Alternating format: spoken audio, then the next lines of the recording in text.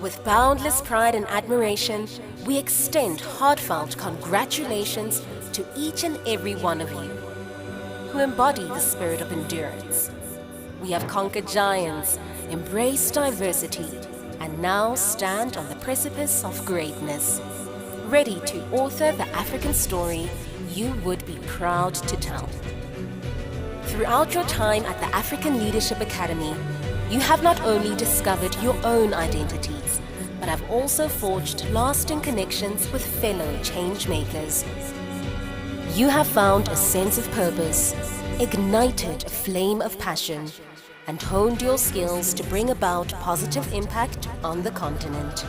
Drawing inspiration from the wisdom of African proverbs, you have come to understand that if you want to go fast, go alone. If you want to go far, go together. You recognize the need for Pan-African cooperation, the power of addressing the underlying causes of our challenges, and the fundamental role of youth and entrepreneurship in driving our continent's growth.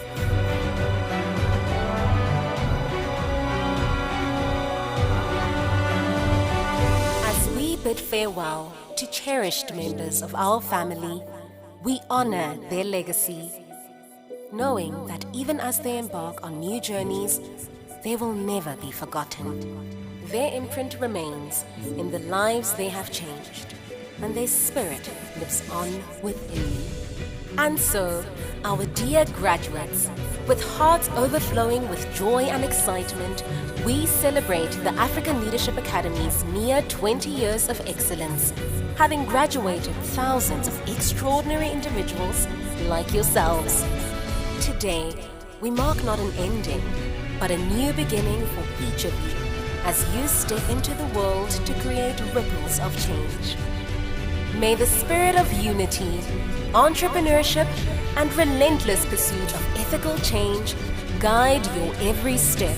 Together, we applaud your achievements and honor your resilience as you charge forward into a future where Africa's brightest leaders shape a destiny that will inspire generations to come. Ladies and gentlemen, welcome to the African Leadership Academy graduation ceremony for the class of 2021.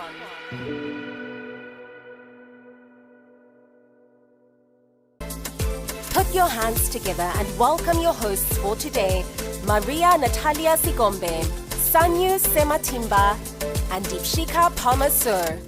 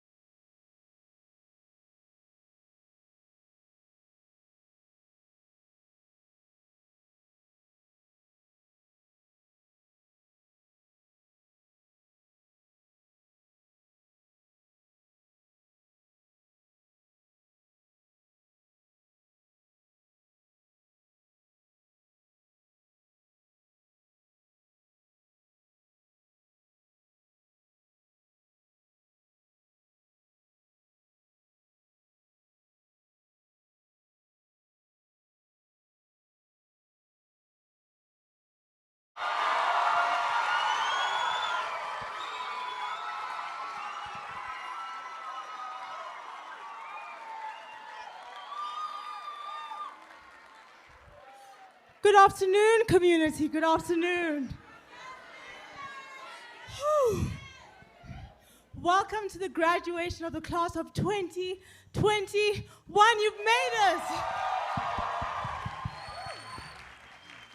Je m'appelle Sani Matimba. Marhaba, ana ismi Natalia Sikombe.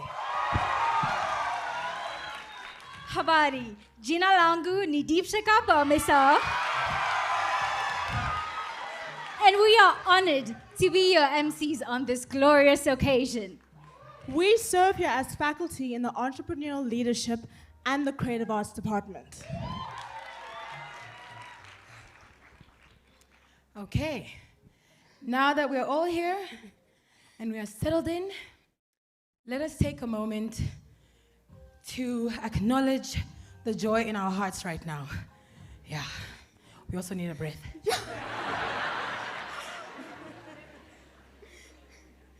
Year twos, we are so proud of you. You made it. You're here. Yeah. And yes, the Powerpuff Girls are here and ready to celebrate you. We would like to shout out to everyone joining us online. Thank you for taking the time, the data, the computers, everything to join us on this lovely occasion. Before we jump into the program, we would like to welcome our talented Marimba band to begin the celebration.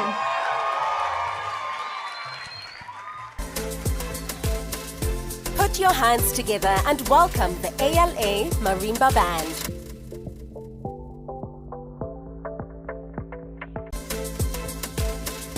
Put your hands together and welcome the ALA Marimba Band.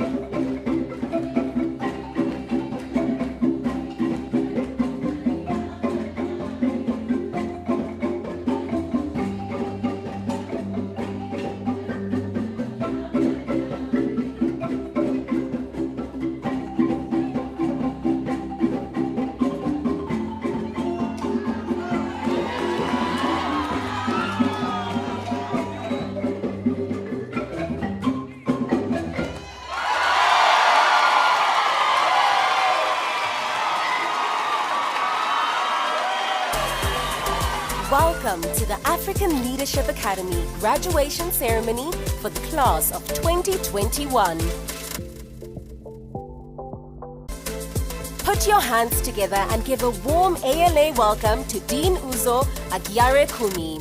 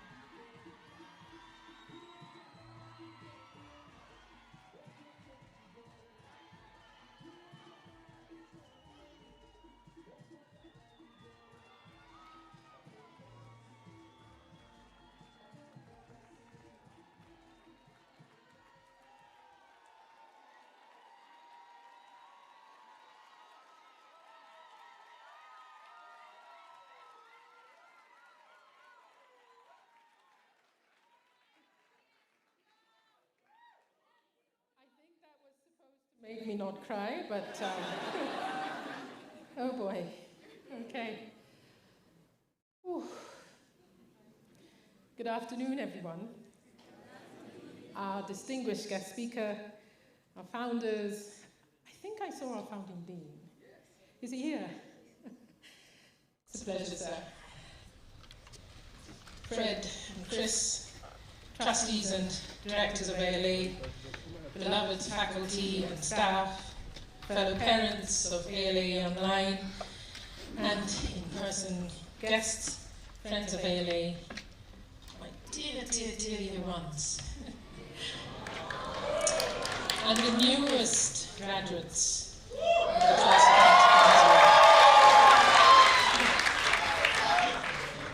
2020. You are a sight for sore eyes. As many of you might know, the past 6 graduation dean speeches have been eloquently carried out by one of our own and dear Dean Hatton. I remember sitting and listening to him open his first graduation speech about bananas in 2016. Subsequent grad speeches included the following: mitochondria, forks, music, and the list goes on and on. I remember thinking of the poor soul who would be dean after him, figuring out what to say, and then proceeded to congratulate myself, saying, well done, Uzo. The next dean that takes over, So as I stand here now as that unfortunate dean, I want to make my intentions clear right now. There will be no bananas, mitochondrias, spacecrafts, rockets, moonshots. I see Fred somewhere, Chris. Forks, nothing of the sort will be included in my speech today. I am not going to touch excellence that exists. Thank you, my dear friend, for your generosity of spirit, your intellectual bravado, you can see I'm learning from him, and eloquence in articulating your ideas. You are a true storyteller. Your ability to weave an idea and take audience with you is one I truly will miss. I will miss being with you, my friend. Community, I will be honest with you. I have struggled over the past couple of weeks to put these words together. For a while, I wasn't sure what to write. How do I reconcile all that you have experienced together these past 2 years? And what can I tell you to send you off feeling restored and motivated for your futures. I decided to let nature take its course rather than try to force a speech out. Instead, I took some time to reflect on the disconnect between my head and my heart that was causing my writer's block. But it was the words of a dear, dear friend that made everything click. What she told me was this: Uzo, you're not just closing a chapter here, you're closing a book. The discomfort you feel is thinking it is a chapter. This book is now published. You are on to the next book and the next chapter. Suddenly, it dawned on me that I had underestimated the scope of what I was facing here. I have spent 9 years at this institution, watching student cohorts come, learn, grow, and eventually leave. My own 2 children included, I watched them go from teenagehood to adulthood through this school. My daughter is now a member, faculty.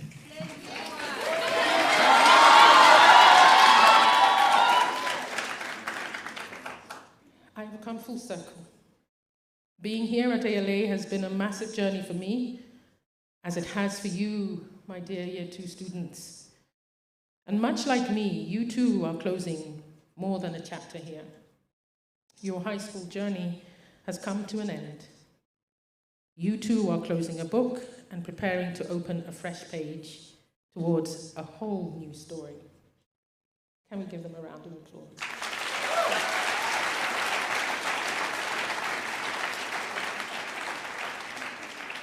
As Dean this year, one thing that became apparent to me was that many of you felt a strong sense of anxiety concerning your futures. Getting into university and making high grades became an all-consuming chase. There is nothing wrong with the pursuit of excellence, but when one moves from a place of fear, it is very easy to forget that your journey is about so much more than acquiring top marks. At ALA, we want you to be leaders, people of strong moral standing, people of empathy and compassion. And I want you to remember that these values and traits will serve you far longer than an A star. And I hope that in situations where you are forced to choose between your individual gain and doing the right thing, you will pick the latter. But if you will allow me, I would like to share with you some lessons I have learned in my time here at ALA that may guide you in doing so. Lesson 1. It is not the position that makes the leader, it's the leader that makes the position. At the end of the day, being a true leader comes from the decisions you make and actions you take to solve problems and improve the lives of others. Receiving a position of authority comes with great responsibility as much as it does prestige. If you are awarded a position of leadership, it is still you that must be fit to lead and to influence others. Your title will not give you that, nor make other people see you as someone to respect. That is something you must earn. That being said, you also do not need a title to lead. You can be a leader amongst your peers, in your family, and amongst your friends. Above all, you are always a leader of yourself, and your command over your own behavior will always be an example to others as to what you stand for and who you are. Lesson 2. Mistakes are part and parcel of how we grow. Okay, the slides were a lot nicer. I'm not sure if they are nice, but if they... Mistakes are part and parcel of how we grow. The only people who do not make mistakes live in the graveyard. We are alive, and so mistakes will always be part of how we learn and grow. How we respond and rise from them is what's most important. We can choose to allow our egos, bruised from our unwise choices, to take us down the road of denial, rage, anger, and find ourselves with even more serious problems and challenges down the road. or we accept our mistakes, understand what we need to learn from them, and move on towards restoration, healing, and growth. Number 3, leadership is not about being popular. And I quote, "It is not the critic who counts, nor the man who points out how the strong man stumbles, or where the doer of deeds could have done them better. The credit belongs to the man or woman who is actually in the arena, whose face is marred by dust and sweat and blood, who strives valiantly, who errs, who comes short again and again, because there is no effort without error and shortcoming. But who does actually strive to do that deed, who knows great enthusiasm, the great devotions, who spends himself or herself in a worthy cause, who at the best knows in the end the triumph of high achievement, and who at the worst, if he fails, at least fails while daring greatly, so that his place shall never be with those cold and timid souls who never know victory nor defeat." This quote is from a book, Daring Greatly, by Dr. Brene Brown. How many people have heard it? Written by Theodore Roosevelt, wartime president of the United States. I read it often to ground me in remembering who I am and what life is supposed to be about. There is honor in giving your best and losing, but no honor in deciding not to compete for fear of failure or criticism. Leaders make errors and stumble, but they are the ones in the arena, and so they are the ones who realize their dreams and know great devotion. They are the ones, whether they fail or succeed, who know what it feels like to try. Lesson 4. Ish, really. School of hard knocks.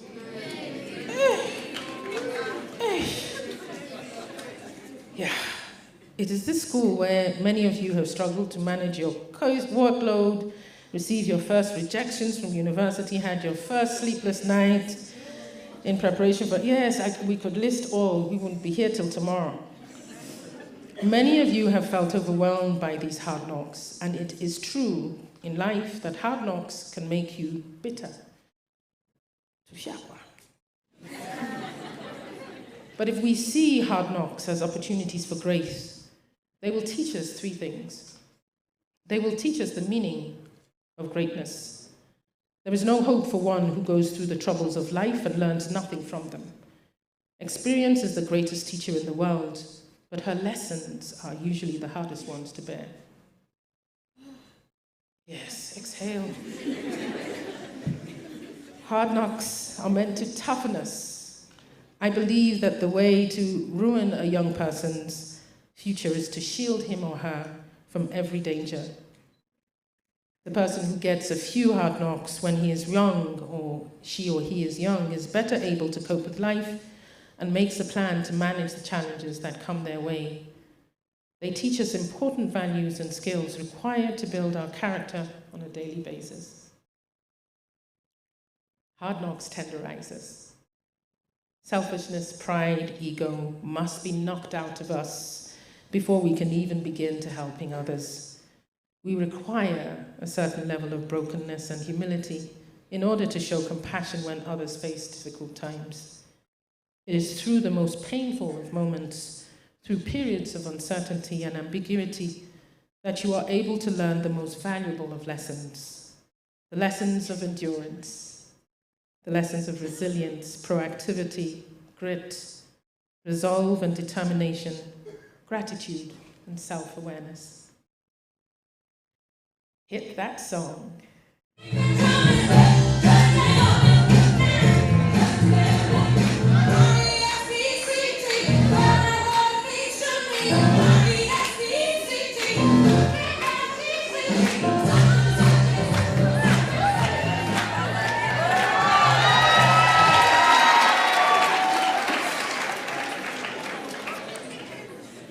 We must serve one another with respect no matter the situation. As a leader, you will face many challenges that require you to be open-minded and apply your thinking according to each specific situation and the people you are dealing with. It may also require you that you change your mind about how to lead and what leadership style may be best suited to the needs of a given situation. In these times, let yourself be anchored by respect. Respect for yourself and all others involved.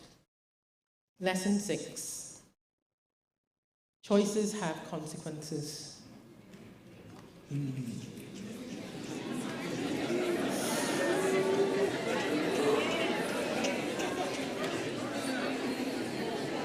Okay, let's take this. Let's take it word by word. At many times in your career here at ALA, you've been forced to make choices, some that are obviously big and some that may seem insignificant at the time, but wind up making the largest difference in your time here.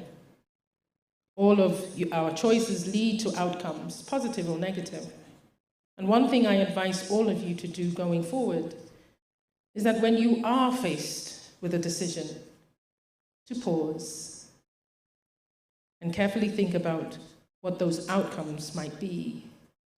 You may find that taking a moment to consider will assure you that no matter what happens, at least you made your decisions knowing the risk. Lesson 7. Embrace your deepest fear. My greatest fear, believe it or not, was public speaking.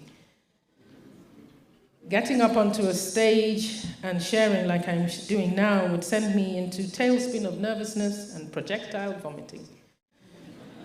It took many years of practice, support from family and friends to dispel this notion that I could not speak. When I think of those times now, I let out a sigh of relief. I am who I am because I took steps, baby ones at first, but with consistency and commitment, I overcame my fears. We all have deep fears, and it's important to recognize we have them for a reason.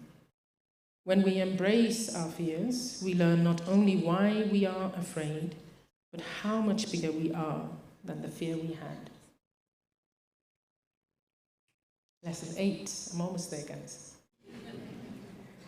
One evening, an old Cherokee told his grandson about a battle that goes on inside of people. He said, "My son, the battle is between two wolves made inside of all. One is evil. It is anger, envy, jealousy, sorrow, regret, greed, arrogance, self-pity, guilt, resentment, inferiority, lies, false pride, superiority, and ego. The other is good.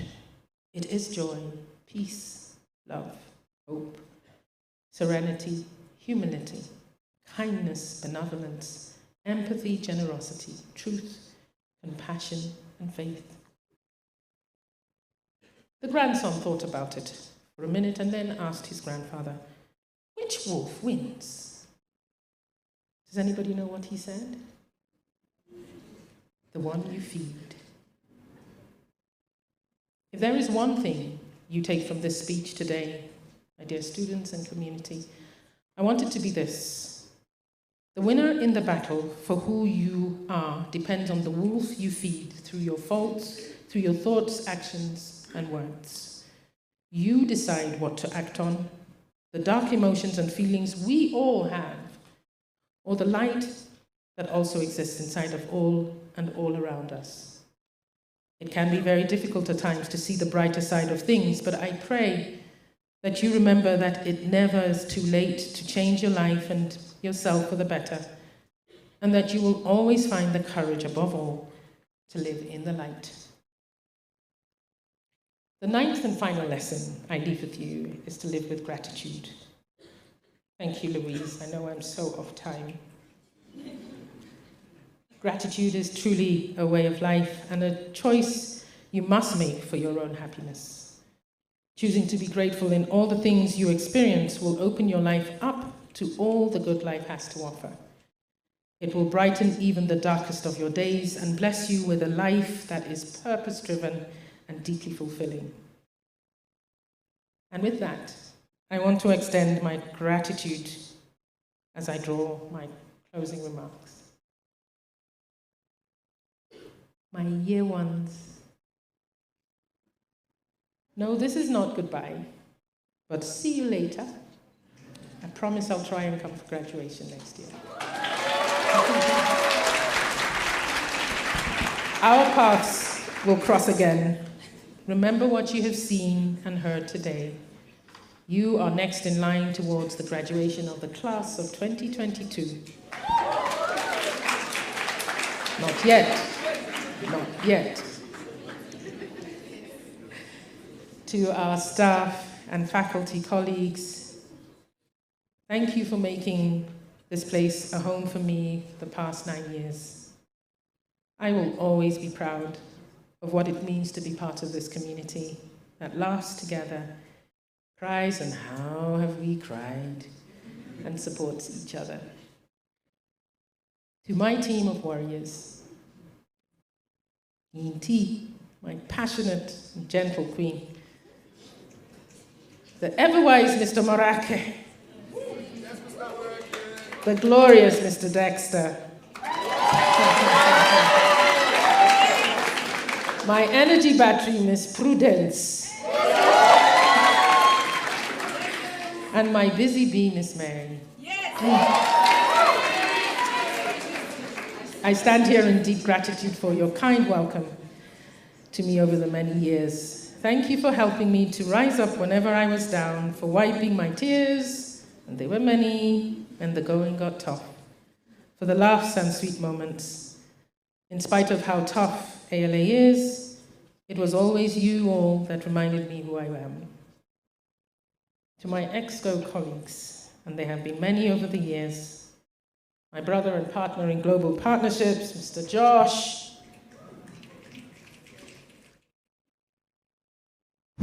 Thank you for your thoughtful advice and steadfast belief in me.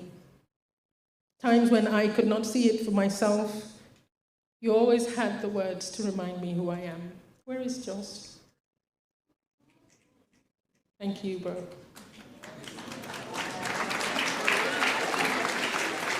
To bro Peter,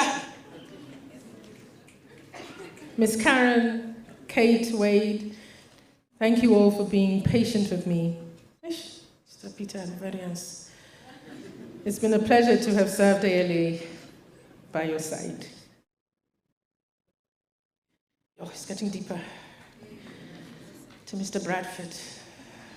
Where's Mr. Bradford? You saw me fully in the most vulnerable of times. When my husband passed away, you protected me and my children in the time of our deepest distress and pain. Thank you for not letting go.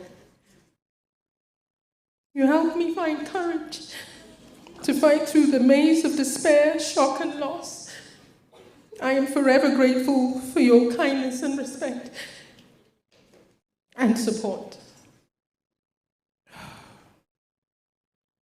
Mr. Fred Swanika, I remember our first meeting in Ghana, and I thank you for telling me all about how to build living systems. I want to thank you for helping me to be a part of your dream and to help building systems of my own here at ALA. Thank you so much. To my fellow queens, and there are many, Powerpuff Girls, Marilyn, Aunt, Nico, Nicole, Efwa, Davy, Josephine, BB, Val, Amanda, I could go on and on, Miss Haley, Miss Marsh, Miss Angie, Sanyu, Nat, Nandi, there are just too many. All my queens. Thank you for making me smile each day. To our ALA parents, Dijan, live on. Thank you for your steadfastness. None of us will be here without you. To my children, Mamifwa, Papa Kwame. Thank you for believing in me, for keeping me grounded. Thank you for giving me this year to close out this final chapter. Dean Chris, Dean Hatton, 10 months ago, both of you asked me to return to LA for a year, to hold the guardrails of the academy whilst we find a new dean. My job here is done. Dean Derek, know that you will always have a partner in me as you begin your LA journey.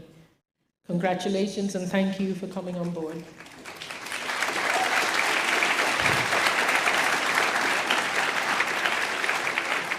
And to my dearest class of 2021, for those of you here present, and for those of you online,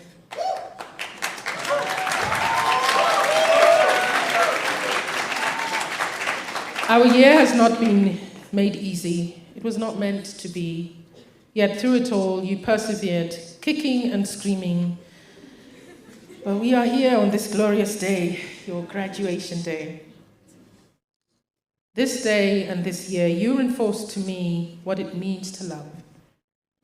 Love means to be patient and kind, even when it is not reciprocated.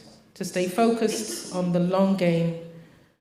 The moment might be tough, yes, but with grit, with resilience, with perseverance, you can indeed find the next step. So as you leave ALA, know that you will never be forgotten. Your mark here is embedded in the hearts and minds of those left behind, literally. Take the lessons learned and make yourself count in new spaces around you. I will always love you. You can count on my prayers each and every day. God bless you all and God bless ALA.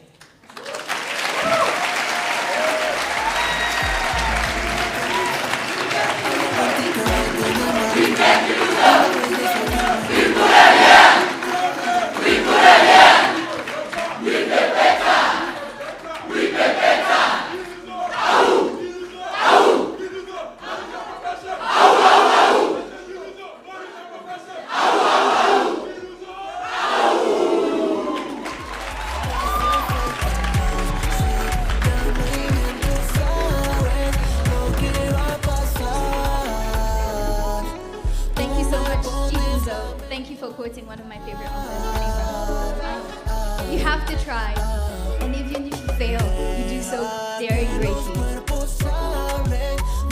9 lessons for the 9 years you have been with us. We could not be more thankful for them. We would like to take this moment to celebrate you and the impact you've had on this community. Over the years, you have worn many hats. You've been our mother, Mama Uzo. You have been our dean, and my dean too.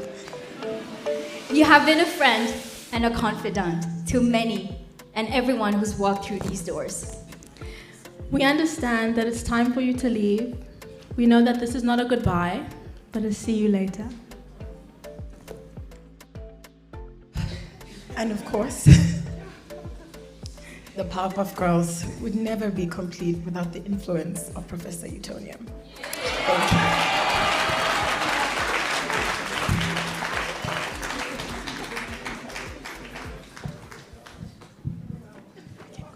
you.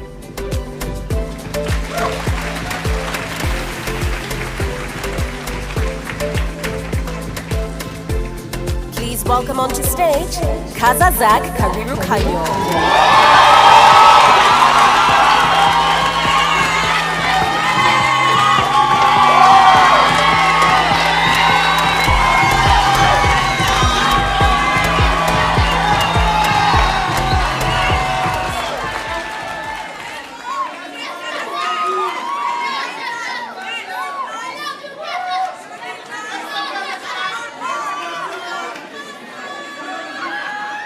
Ladies and gentlemen, distinguished guests, friends of ALA, board members, our dear Dean Uzo, and our parents, and all people who are attending this prestigious event. It is my honor and my great pleasure to introduce our guest speaker, a distinguished gentleman who has much to offer and who will celebrate with us as us, the graduating class of 2021, prepare to step foot outside of this campus. Join me in a round of applause for Mr. Ibrahim Rasool, former ambassador of South Africa to the United States of America. Ladies and gentlemen, please put your hands together and give a warm and welcome to our guest speaker for today, Ambassador Ibrahim Rasool.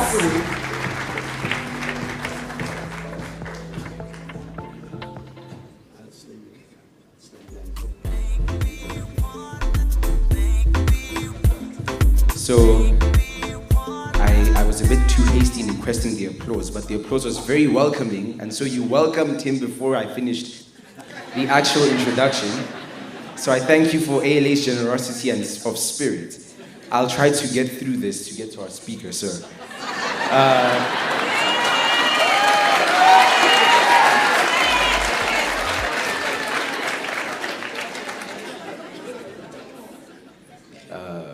What was it Dean Uzo said? Cats and rocket ships. That's my job here.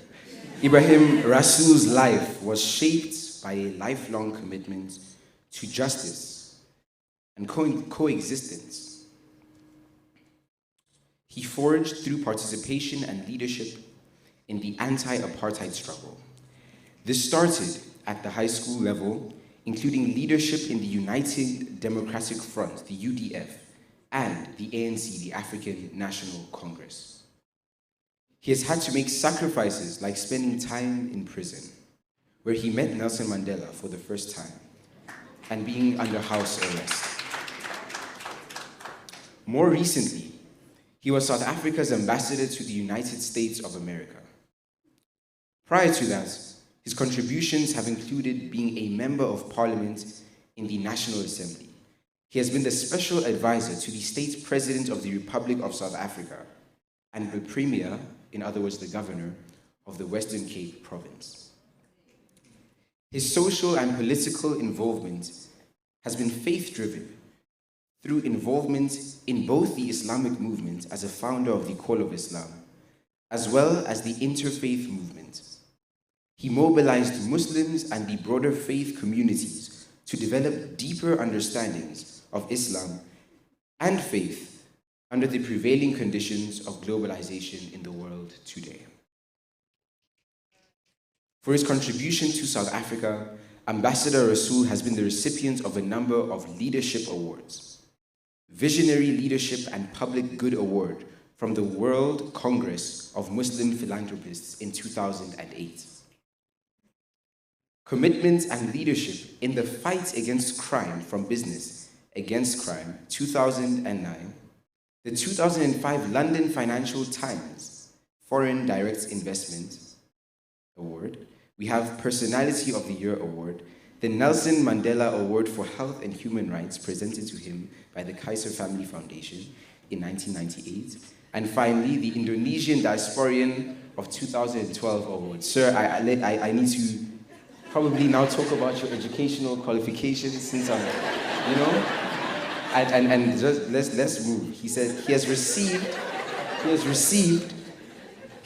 a Bachelor of Arts and a higher diploma in education from the University of Cape Town, while in USA, this is the last line, good people, while in USA, he was awarded an honorary doctorate, two actually, the first from Roosevelt University in Humane Letters and the second from Chatham University in Public Service. Ladies and gentlemen, Ambassador Ibrahim Rasool. Ladies and gentlemen, please put your hands together and give a warm and welcome to our guest speaker for today, Ambassador Ibrahim Rasool.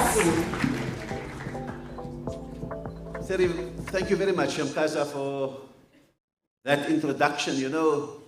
When I hear people recite your life story like that, I'm reminded of the mother who took a little son to the funeral service of the father. And they sat there and they sang the hymns, they read the scriptures, they said the prayers, and they came to that part where people testify about the life of the deceased. And one guy got up and said what a pillar of the church he was, another one what a great friend he was, what a great worker he was, and halfway through all of that, the mother took the son's hand and said, "Come, my son, my child, this isn't your father's funeral."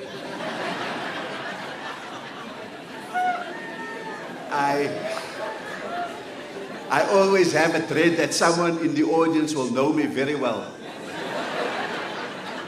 when they do that. And I'm telling this story to calm myself down because, you know, when a special guest is invited by great hosts like the Africa Leadership Academy, then you don't put your special guest in a auditorium where your students are presenting wonderful speeches, because then you think you can't keep up. You don't put your special guest with a marimba band and nothing that he can say can match the music that they have made.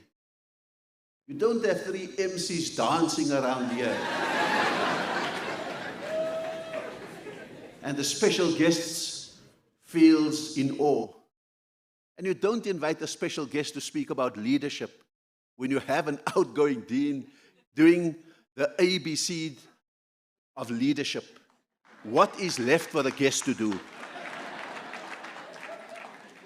So maybe I should continue on the trend of telling stories. You know, there's the story of a man who one very dark night walks down the road and under a street lamp sees another man crouching and obviously searching for something. He goes to the man and says, "Can I help you? What are you looking for?" And the man says, "I've lost my car keys." And he offers to help look, and they look for 10 minutes, 15 minutes. And then he says to the man, "Are you sure you lost it here?" And the man replies, "I don't think I lost it here, but this is the only place where the light is shining."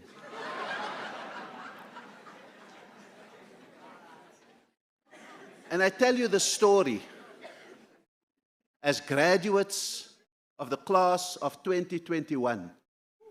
I tell you the story because you are going to go into an unlit world. There are no easy answers for the job that you must do. There is very little tradition that can guide you. There is very little old knowledge that can show you the way and light up the path. And you are going to have to go out there in order to set a new path for the world to follow, because the world I grew up in is fundamentally different to the world you have to enter now. We live in this age of paradox, of contradictions, where you can get 2 opposites in one space making sense, and you've got to navigate that. And there is no light that will show you that path as you navigate this era of paradox that we are in. And so, I say this because we thought in our generation we had it tough. And it's particularly poignant to speak about our generation because we are the generation that 47 years ago, almost to the day, had to be out on the streets fighting to be in school. The generation of 1976, whose commemoration is tomorrow. I was 14 when I entered high school in 1976. It was the year of the uprisings against apartheid education.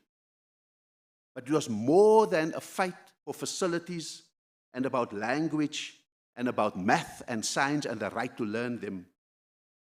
But fundamentally, it was about the truth that education shapes you and allows you to take on life on your own terms. It gives you your sense of being and it gives you your sense of identity as you move through the world. In that year, I had my first taste at the age of 14 of tear gas, of rubber bullets, of whoops, and police brutality. And that gave me the trajectory of struggle, of protest, of confrontation, of sacrifice, and of victory. I raise this to remind you that you stand on the shoulders of others at the moment that you think you've done it all. Others died for us to have education of equality in this world.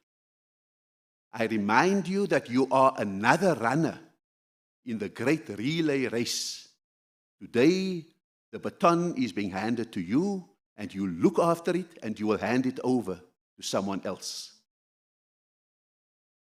And more importantly, in your moments of dissatisfaction with life, I remind you of 1976 so that you may have a benchmark of what suffering is.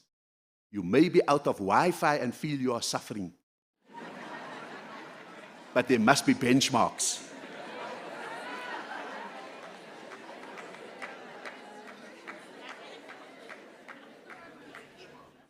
And so, your challenges are not the great human struggles of the 20th century, like the fight against apartheid, but you are struggling against a manufactured range of isms and phobias. If you are strange, it is xenophobia. If you are Muslim, it is Islamophobia. If you are of the LGBT, it is homophobia. If you are black, it is racism. If you are Jewish, it is anti-Semitism. And the world manufactures this all the time, and these are the things that you will confront even if you have your certificates and your degrees in your hands. And you've got to steel yourself and not only live by your skills, but also by your wits. Your enemies in this world will not drive around in armored cars and walk around in uniforms. It will not be bullets and whips, but it will be conformity to things that don't make sense anymore. It will be complacency that who you are and what you have is enough. It will be self-centeredness as if you exist alone. It will be isolation from a broader society and greater struggles.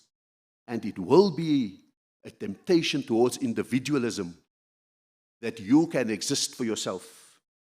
The world that we live in is both exhilarating and frightening, because every light has a dark side, and every benefit has a deficit. This globe that we're in is like a double-edged sword. We have today unprecedented wealth, more than the world has ever known before. But we also have unprecedented poverty and inequality. We have progress on a scale in science and technology that no one has seen before. But it has come, as a speaker this morning reminded us, at the expense of the environment and the natural world. We have today so much innovation, so much creativity and change, but we also have today the degrading of the traditional systems and anchors that people have had before, whether it be faith or whether it be culture. We have so much instant mobility of capital and goods. At the flip of a button on your phone, you can move millions across the earth. But we don't know what to do when people claim that mobility for themselves as well, and move to places for opportunity, and then they are otherized, marginalized, and isolated. This is the world that you need to navigate.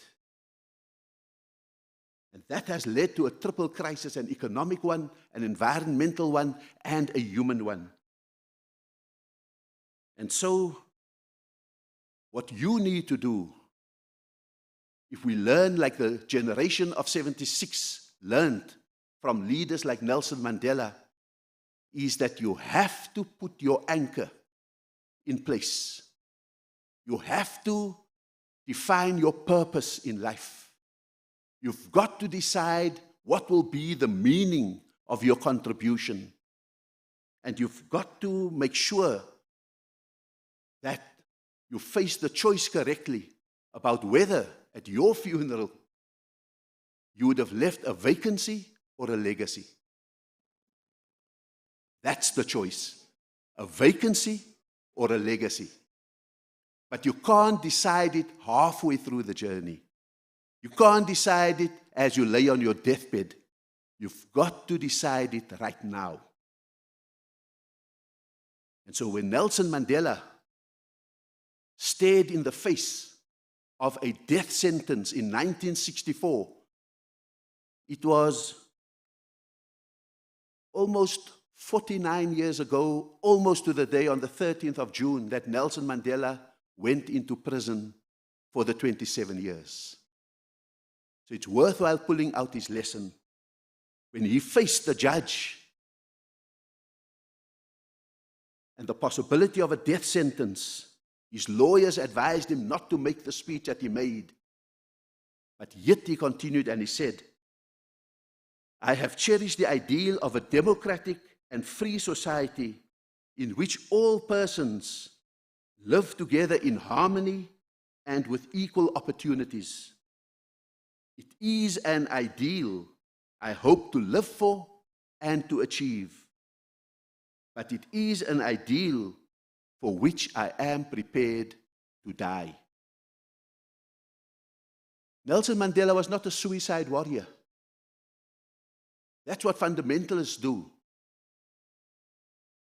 Nelson Mandela knew that he wanted to live for these ideals because they are so worthwhile. And when you speak about your purpose, you have to know what in your life will be so worthwhile that it is worth dying for. Then you will understand what it is that is worth living for and pursuing it. That's the purpose that is taught by a Nelson Mandela. And so what we ask of you is, what will give your life meaning and what impact will you have on your society, on your country, on the African continent? It is about your skills. It is about your service. But it's also about your critical vigilance. Because of the dark side that haunts the lightness of your opportunity. The ask is, what would be the cardinal values by which you live? Because that's your GPS. We grew up in an era of do's and don'ts. Our parents simply told us, do that, don't do that. Go there, don't go there. And we followed.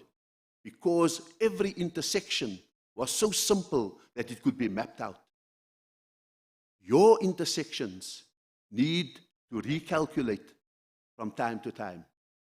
Your intersections need to be navigated not by the do's and don'ts, but by the ingrained values that you carry in your hearts. The values of dignity, your own and that of others. So you have the freedom to say what you want to, but not the freedom for hate speech. Because your dignity gives you the freedom to speak. The other person's dignity protects him from your hate speech. And so, you've got to understand your values of freedom. Hard-won freedom. never to give it up, but also not only individual freedom, but solidarity with those around you and those who struggle in the world, as the antidote to selfishness and individualism, but also the value of authenticity. How can you be different and the same at the same time? As an individual, you may be different, but as a community, you are the same. And finding the tipping point between the right to being different and the same is what is going to be the glue that holds you together in a community, in a society, and on the African continent. What is your vision, is the third ask, of Africa? It has to be an equal place. It's time for respect. Play the song. It's time for respect. I try to imitate you a little bit.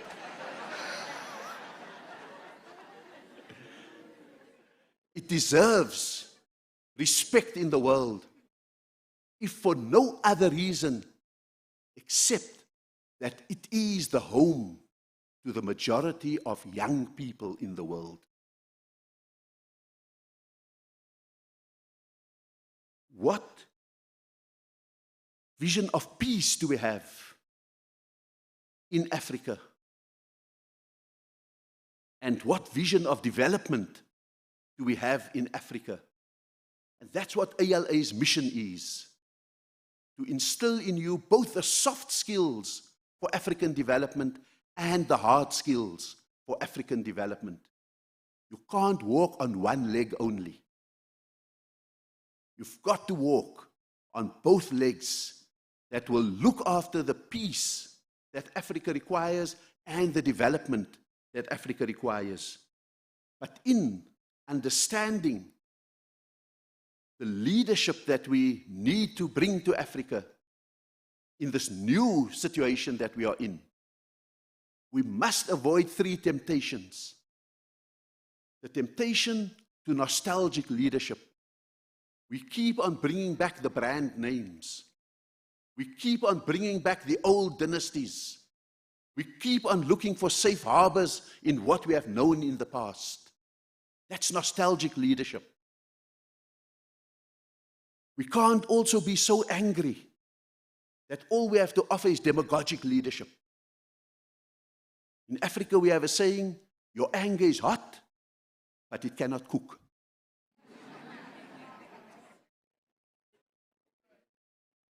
We have every reason, every day, 100 times a day to be angry. But remember this, if you forget everything else I said, your anger is hot, but it cannot cook.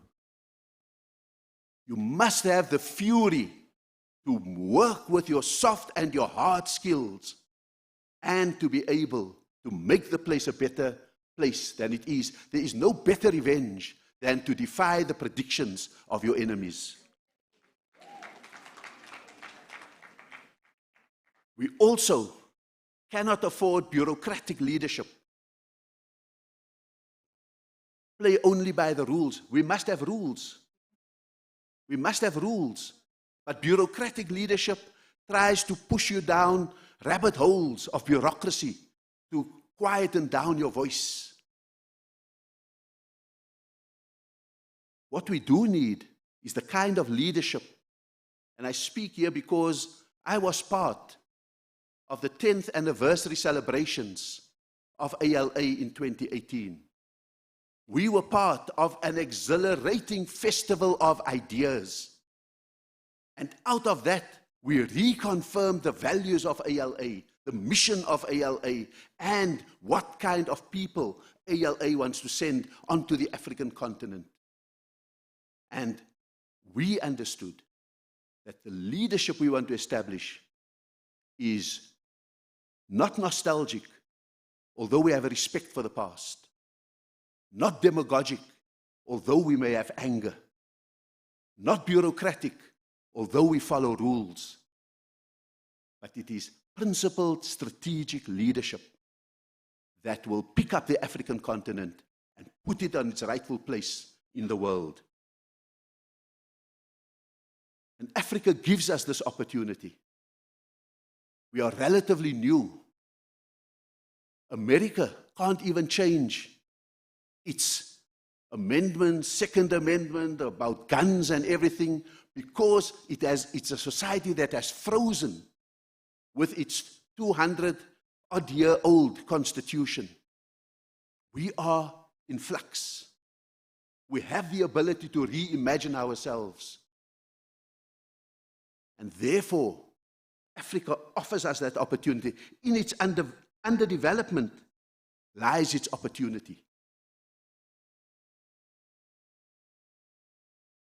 As our people urbanize, we can create economies of scale so that more services can go to greater numbers of people instead of expensive pipelines and grids going to every rural community. We didn't have a generation of fixed line connectivity across the African continent. We graduated from the drum to the cell phone. And in that lies our nimbleness with technology. As we are about to embark on our industrial revolution, we have to do that, as one speaker said this morning, with a just energy transition. We can embrace an energy regime that is eminently friendlier to the environment without having to do all the heavy investments in coal and gas and all of those kind of things.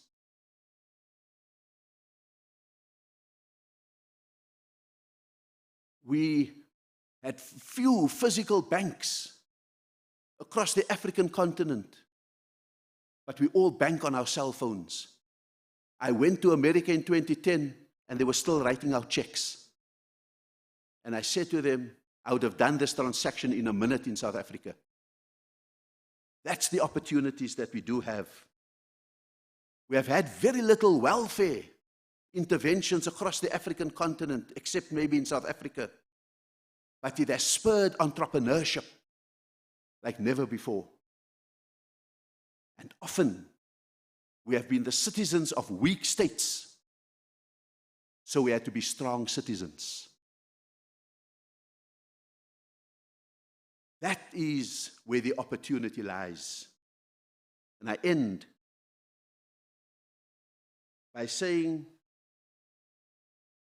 I had the pleasure of being in a meeting with Manuel Castells after he toured a few African countries to answer the question, is Africa ready for its digital revolution? And he said, if you want to have your digital revolution, you must have connectivity. If you want to have connectivity, you must have energy. And this is very true for South Africa. If you want to have energy, you must have peace, integrity, and good governance. What I'm saying is, you can be at the end of that conveyor belt of the digital revolution, but you can't walk around with a single lens for the digital revolution. You've got to have multifocal lenses that can also look at the issues of ethics and integrity, the issues of good governance and peace, the issues of needing to also light the fires that can make sure that indeed Africa is well served by its leaders. So your job is not the single lens like we had, but your job is certainly the multifocal lens. And so that is the challenge for all of you. You've got to have the capacity to deploy your hard skills, to be great at what you are going to do, to be the best developers of the African continent. You've got to remain rooted in enough culture to define you, to make you not just different, but better in the world as Africans. And more importantly, you must maintain an activist instinct so that we can continue to fight for this continent, because this continent is worth fighting for. Even in its most difficult, this continent is worth fighting for. This too shall pass, but it will only pass if we are at the leadership of that movement, both in terms of the hard skills and the soft skills. Thank you very much.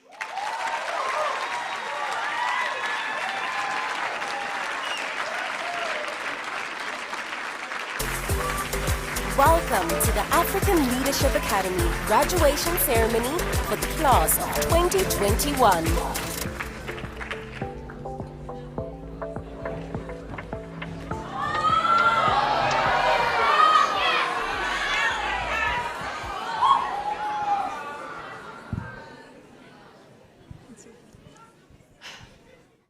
Just like to take a moment to thank our guest of honor, Ambassador Ibrahim Rasool.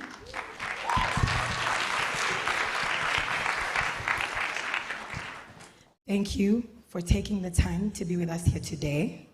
Thank you for sharing your wisdom through storytelling. I love to tell stories myself. Thank you for sharing your leadership journey through in the face of adversity, and for sharing the value of knowing and understanding one's purpose. I'm sure the year twos are inspired. Year twos, guess what's next?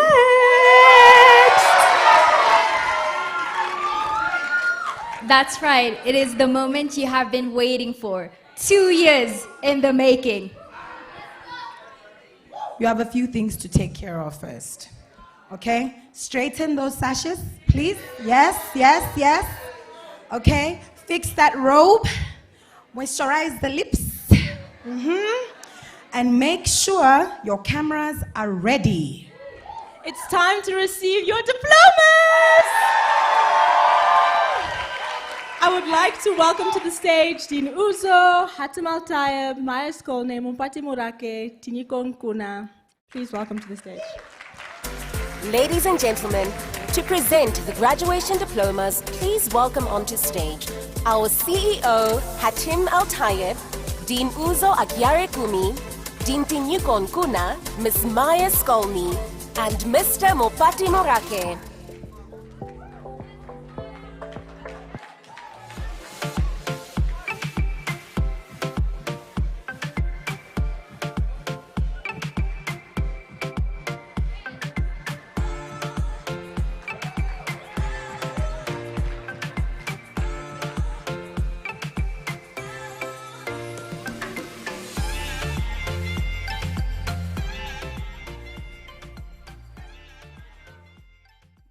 Okay, are we ready? Let's start. Emin, Ashraf, Maher, Muhammad, Muharram.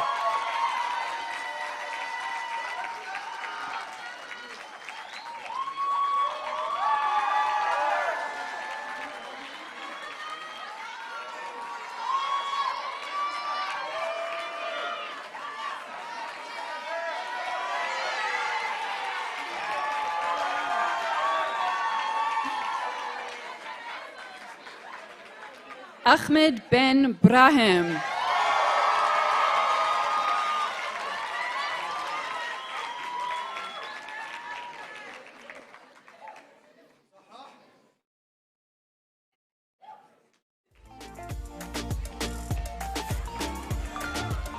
Akenton Atem Ake.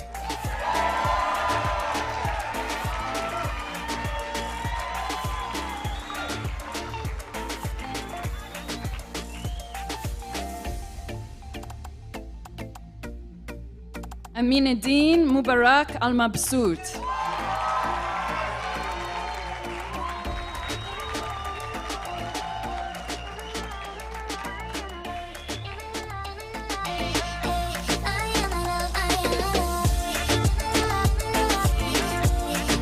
Amin Orsleti.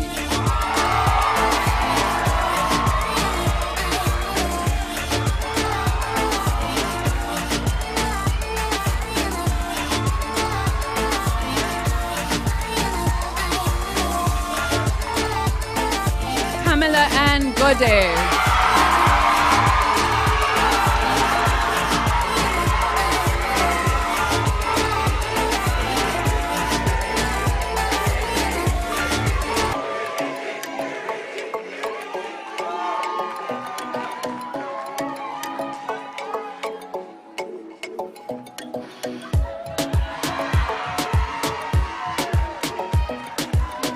Audrine Rotendo Murewa.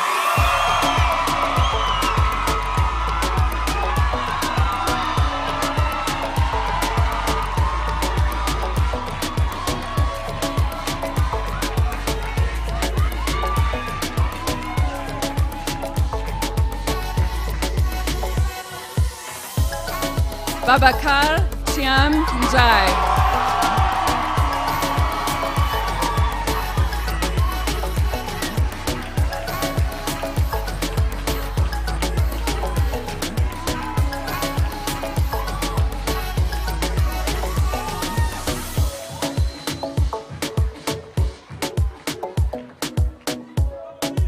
Bakari Salum Magongo.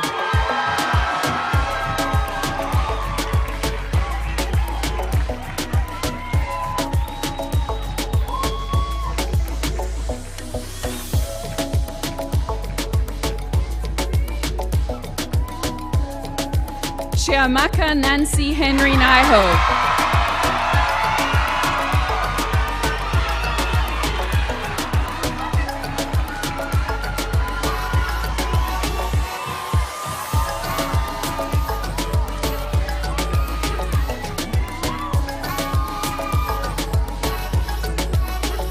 Giraneza Gimbaret Lacher.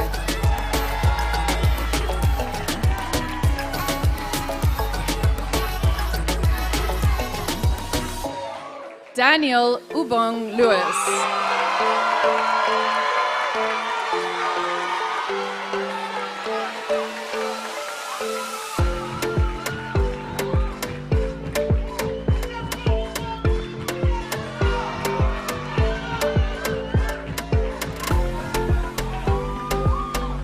Deborah Luzolo.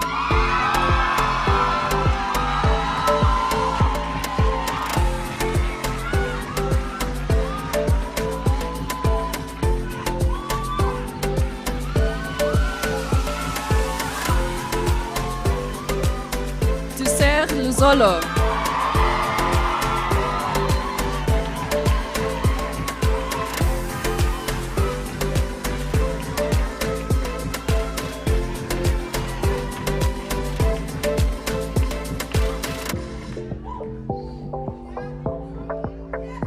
L.A. Ben Saat.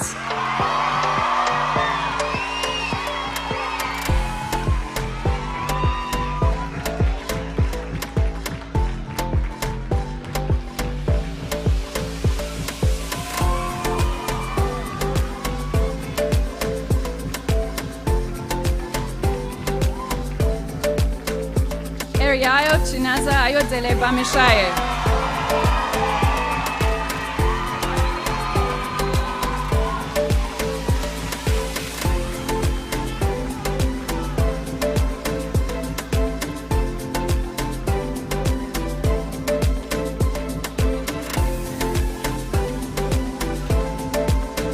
Felix Mayen David March.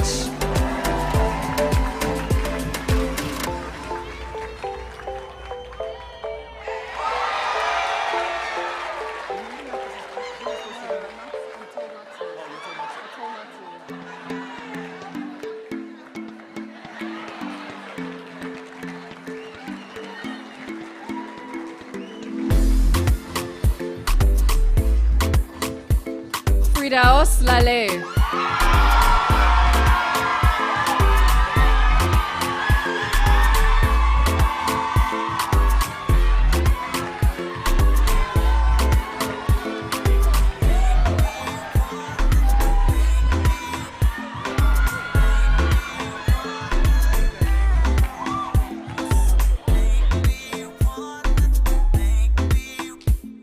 Femisayo Adelaja.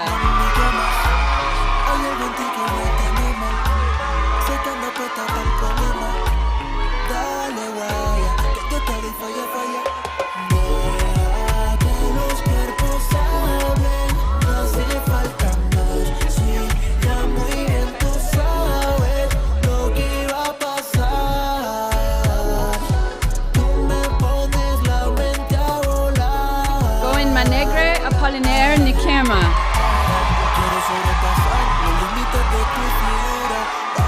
por ti llévate a las alturas. Tenerte sería una experiencia religiosa. Este maón es otra cosa. Sigue perdiéndome así como si el mundo llegara a su fin. Más de ti yo quiero un chin. Quiero quitarte ese panticito suprime. Te tengo una propuesta. Y en tu mirada Itkan ya puedo Sadi ver la Sadiq respuesta. El Mahdi. Deja que los cuerpos hablen, no hace falta más. Si Ipitule Kumalo. sabes lo que va a pasar. Isaiah Pedro Queo Queo.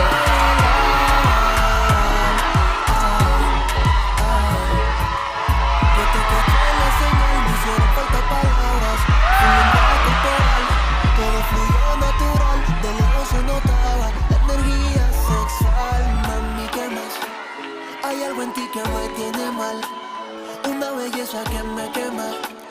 Cuando vaya, la nota me estalla. Mami, ¿qué más? Hay algo en ti que me tiene mal. Sé que me apuesta para el problema. Jihan Khemlichi. Que yo te doy falla. Deja que los cuerpos hablen, no hace falta más.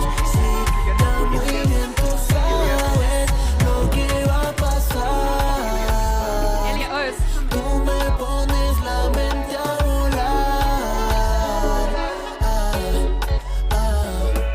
Joyce Lumu Murari. Que los cuerpos hablen, no hace falta más. Si ya muy bien tú sabes lo que va a pasar. Si conmigo te dejas llevar.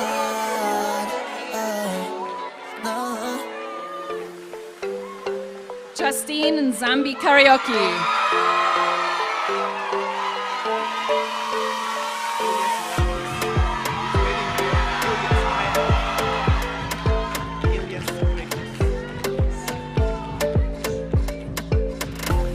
Elias Regis.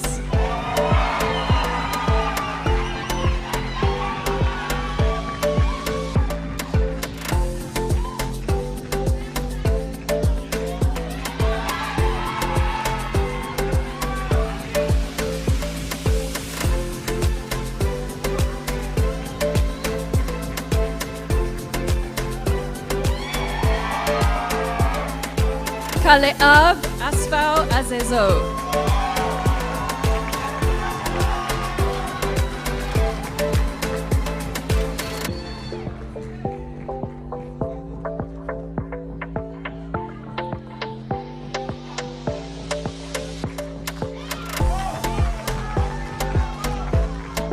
Kanasichu Anichebe Ezrigwe.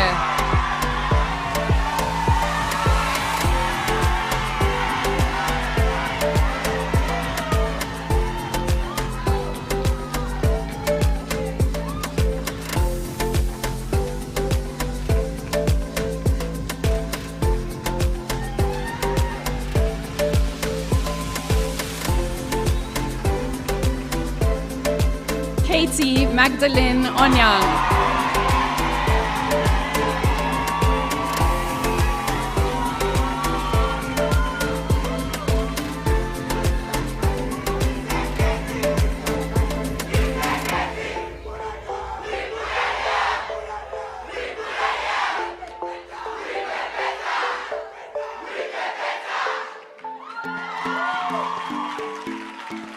Kazazak Kazira Kanyu.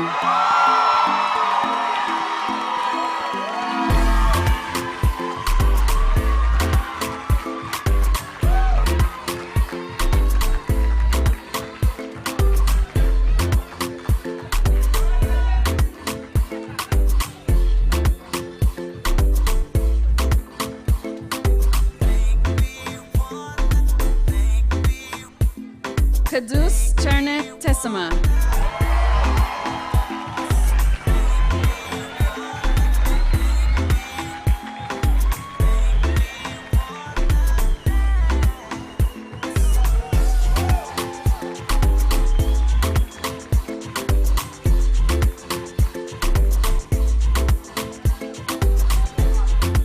King Iniolua Marimba Oladare.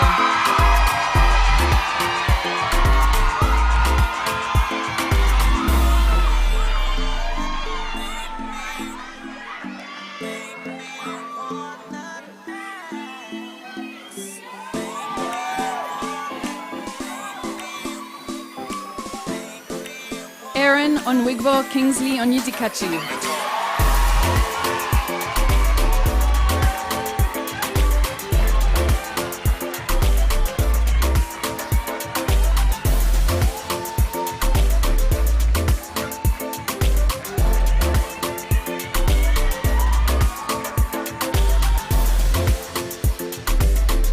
Lakisha Wanjiko Naine Washongo.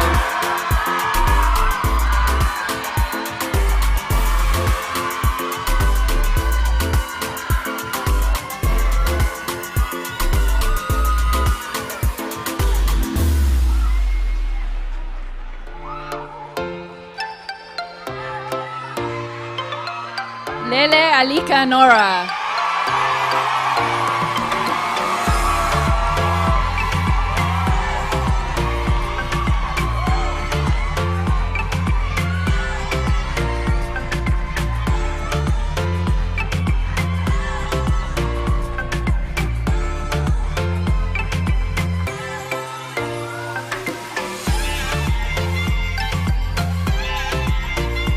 Dineo Sylvia Musso.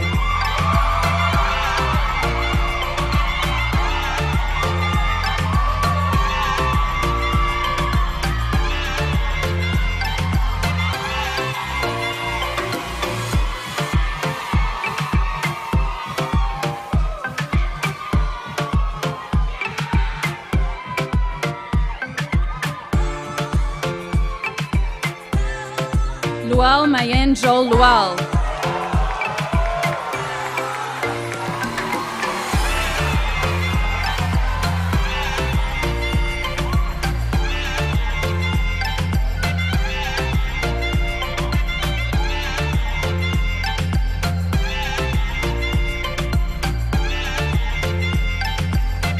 Mame Yause Awusu.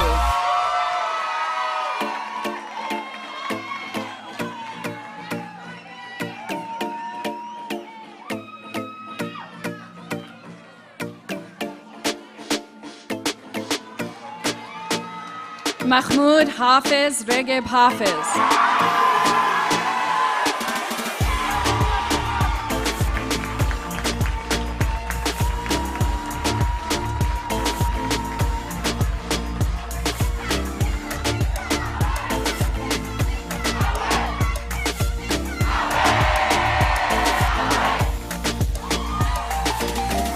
Malcolm Enoch Buiri.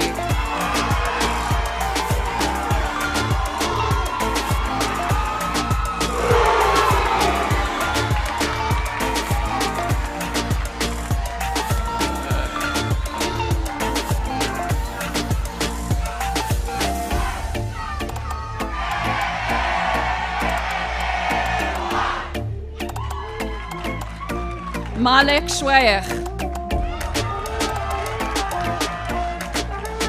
Mamjara Nyang.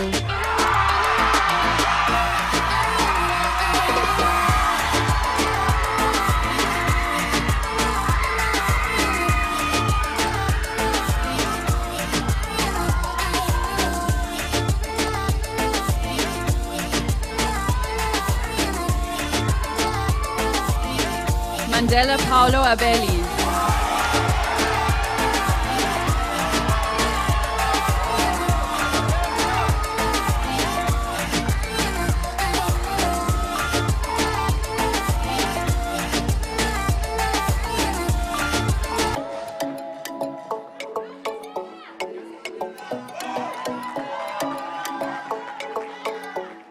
Maria Khadija Samai.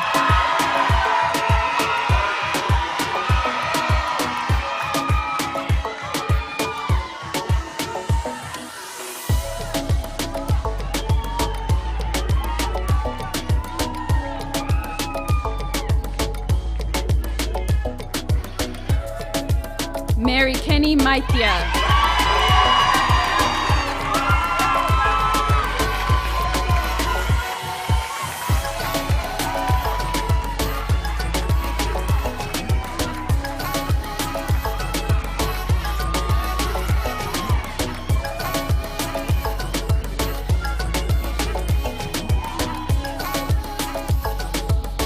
Yanashiru Kyoko.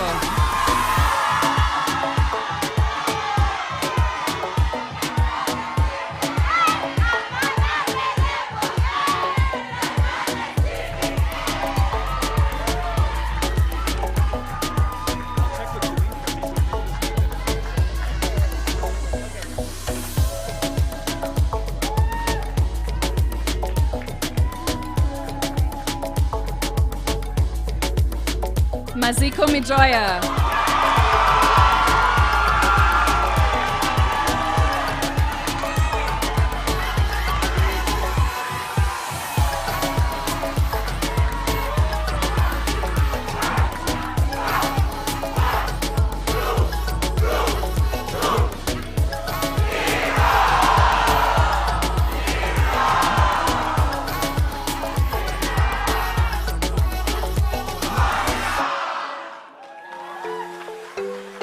Mehdi Shricha.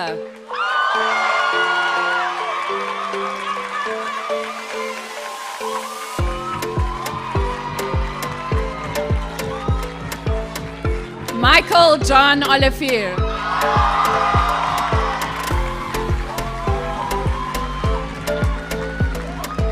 Muhammad Atif Ali Muhammad Khatir.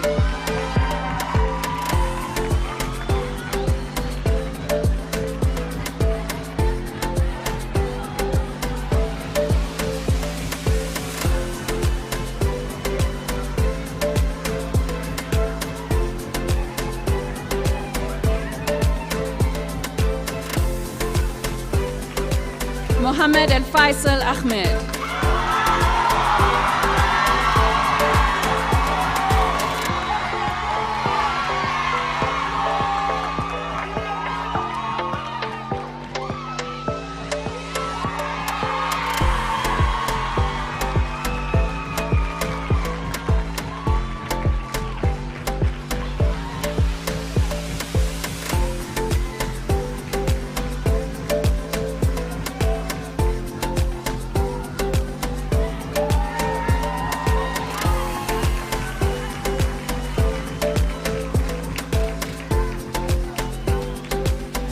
Mohammed Farouk Gabala.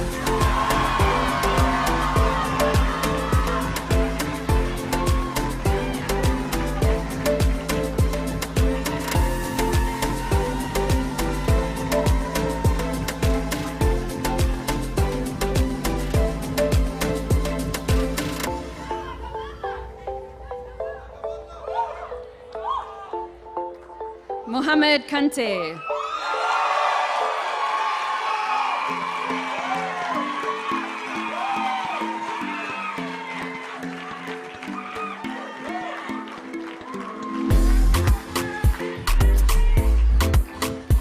Mohammed Taha Khorsheni.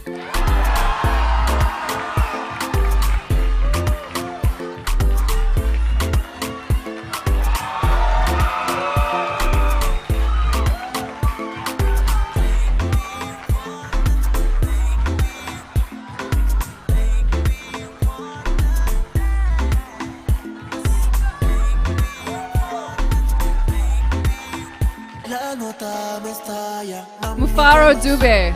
Hay algo en ti que me tiene mal. Sé que ando puesta para el problema. Dale, guaya, que yo te doy falla. Ya que los cuerpos hablen, no hace falta más. Sí, ya muy bien tú sabes lo que iba a pasar. Tú me pones la Mukutseishe Matsibire. sobrepasar los límites de tu figura, bajar con tu cuerpo y llevarte a las alturas.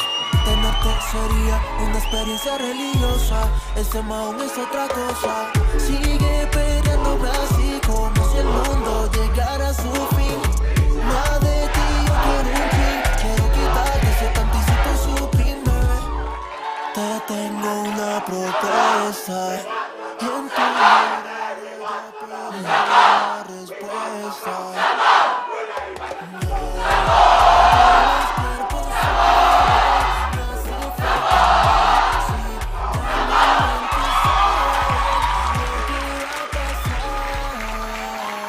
Tinashe Tanaka Mangwengwende.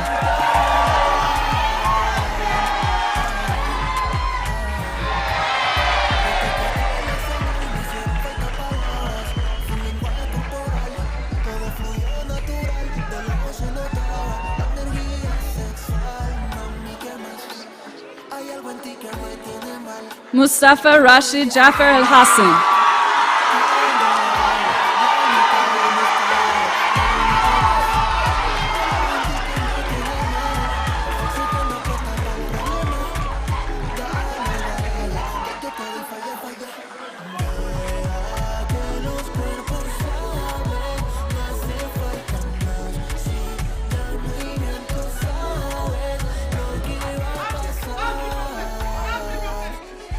Muemi Ngulube.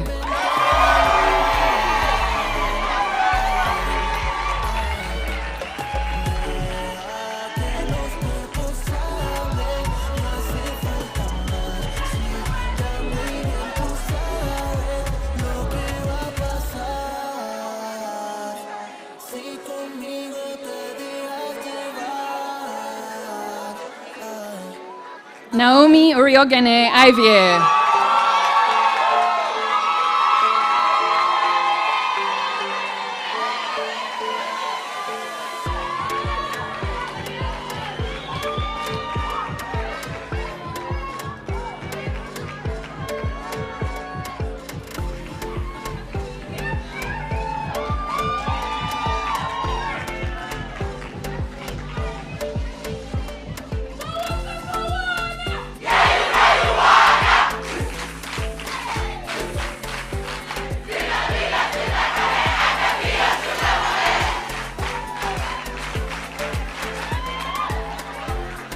Nema Juliana Nyakundi.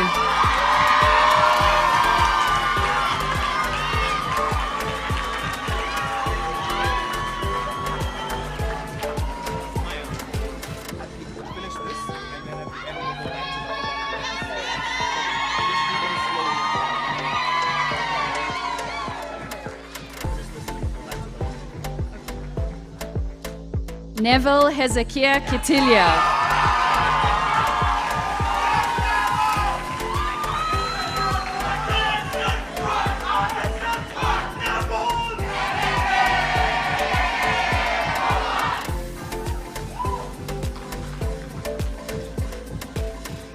Niana Fikru Amenu.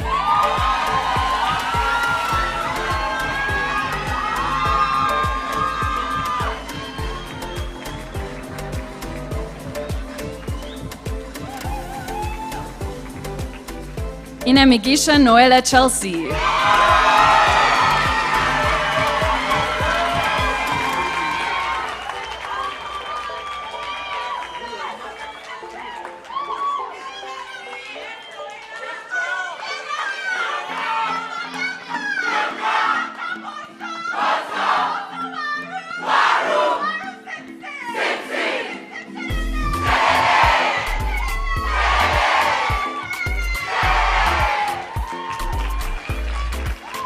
Niakwezi Rumanika.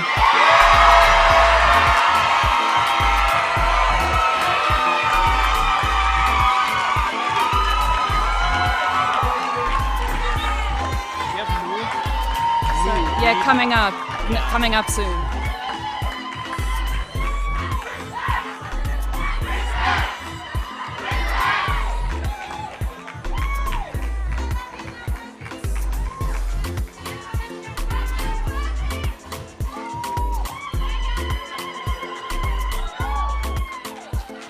Nur Daraji.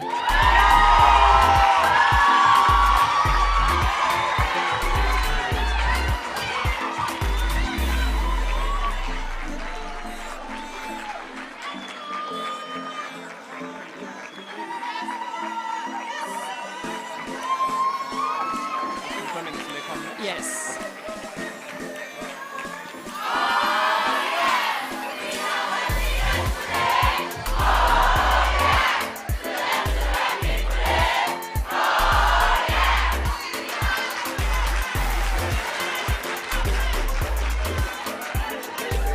Olamile kon o babalua ale shoshitu.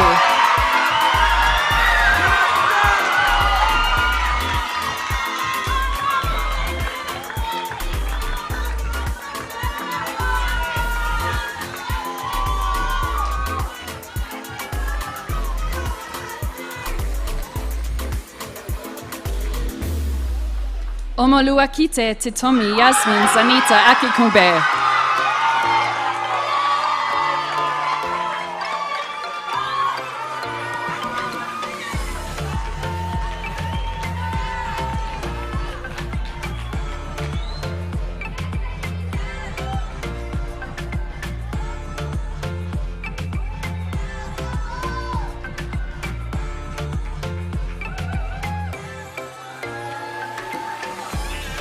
Omorinsola Vanessa Olubayo.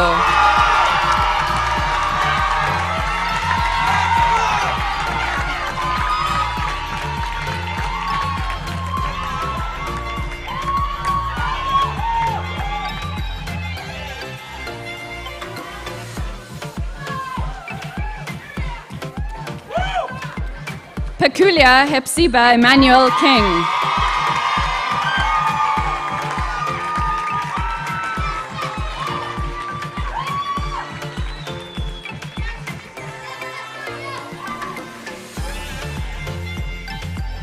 Rehema Bogita.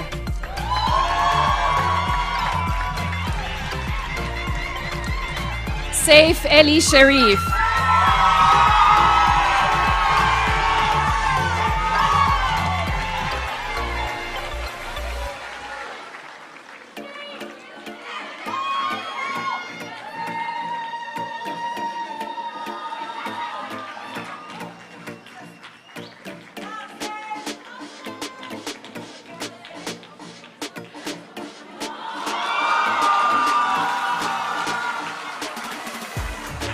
Samantha Tapua Mago.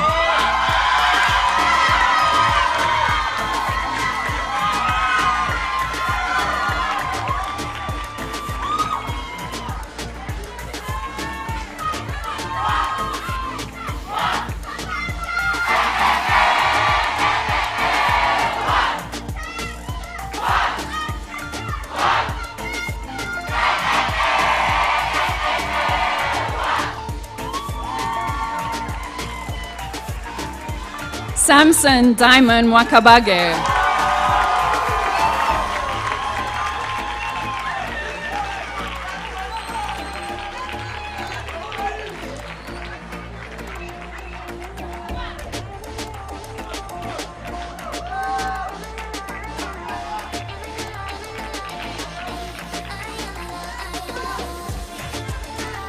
Saratu Baku Bagasa.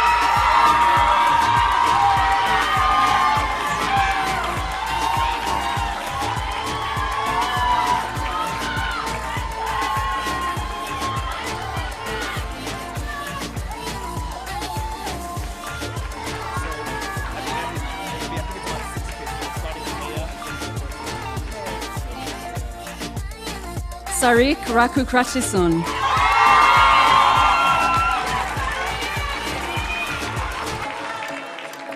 Shad Tariq Abdel Sattar Attar Haikal.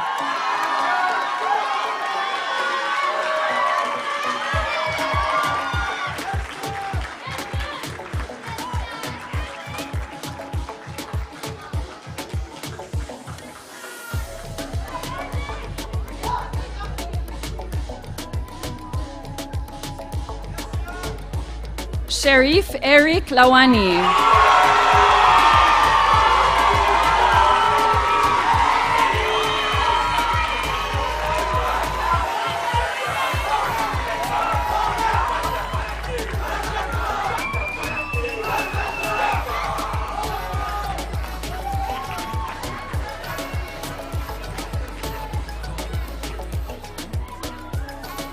Spencer Mapulanga.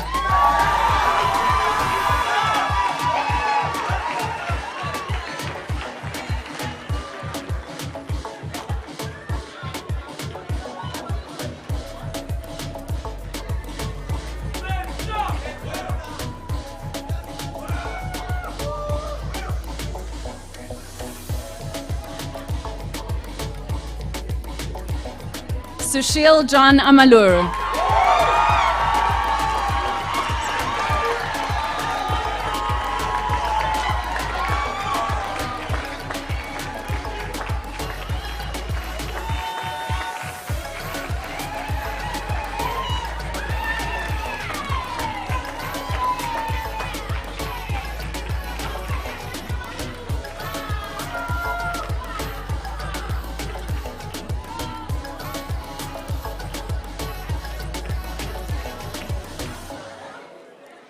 Swithin Chukweolu Eguchim.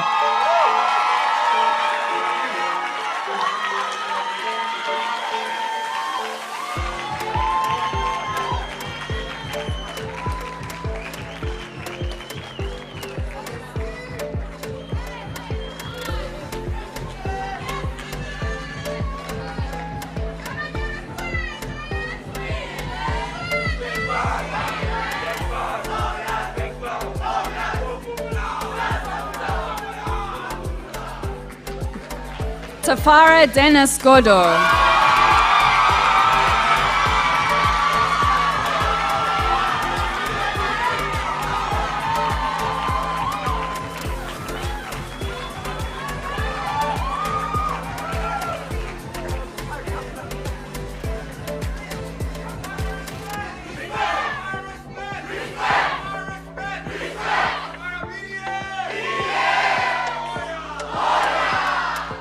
Tara Najingo.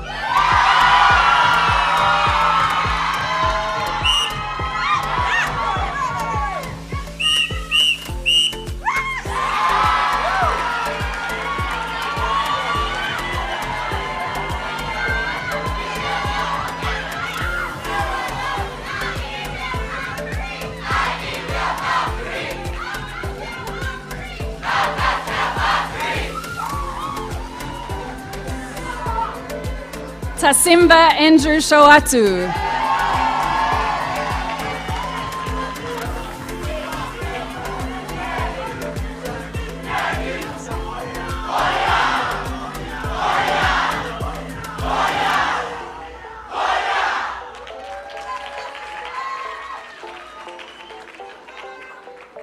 Tasneem Ali Abdalazem Ali.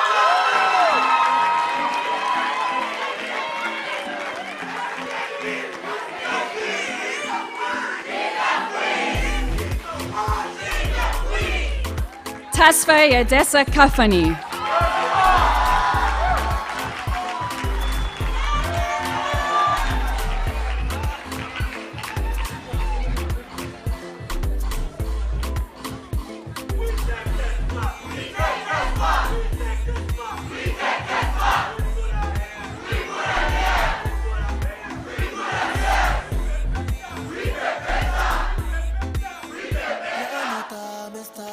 Tijan Sanuti Kaba Jr.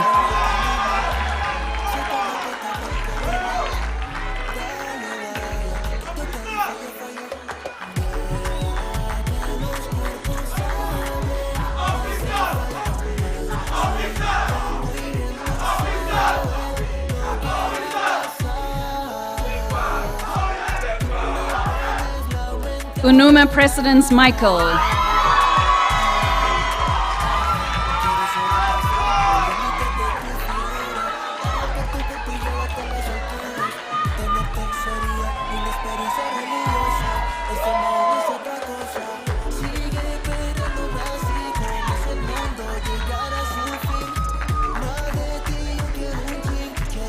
Vision Angula Maya Tobias.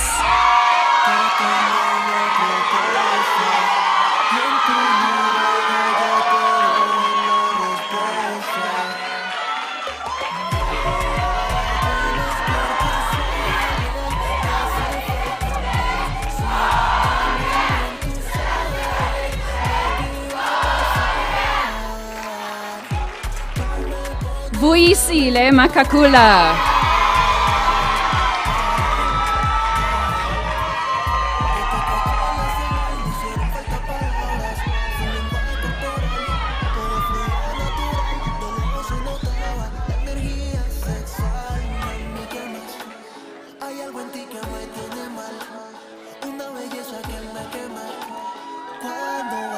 Wairimu Waihome.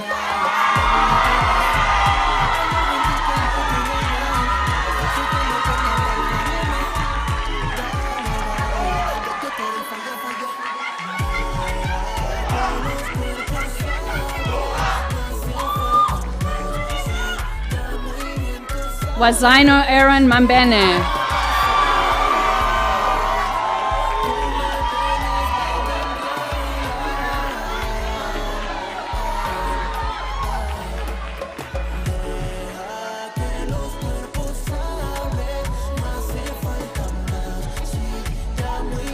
Yasmin Mautamu Abdul Nasser.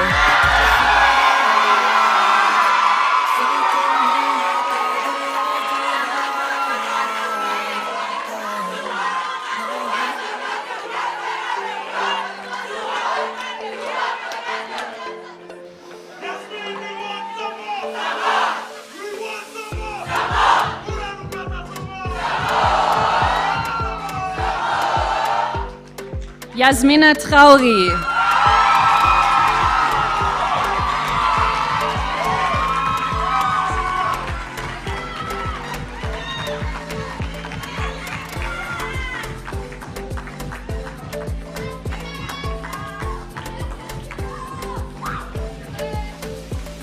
Yasin Zahor.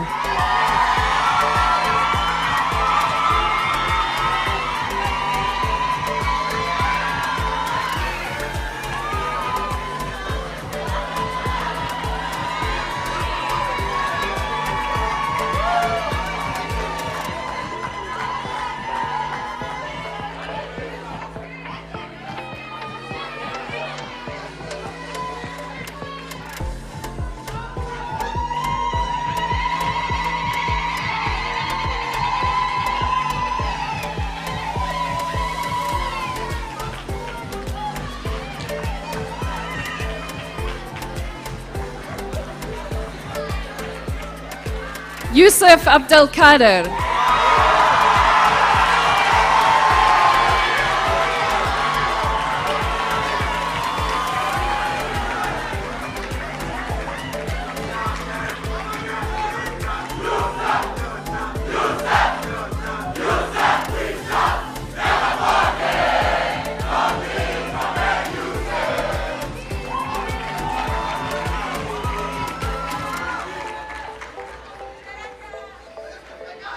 Yusuf Bassem Mare Ali Taleb.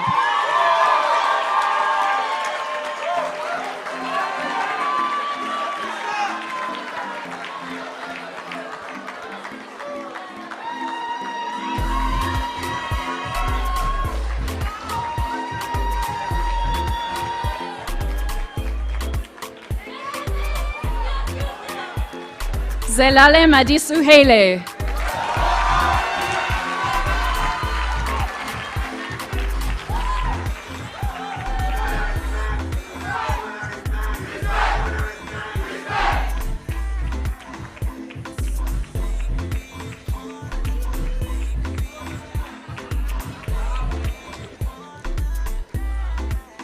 Sayona Isiguzo.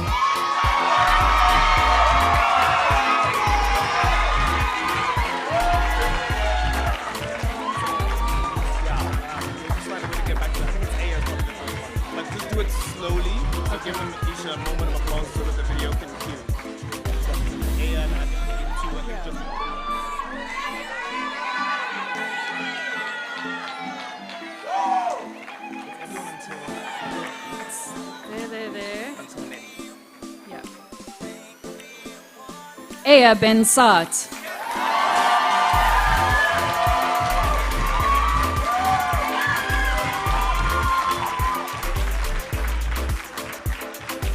Bintu Mustafa Lee.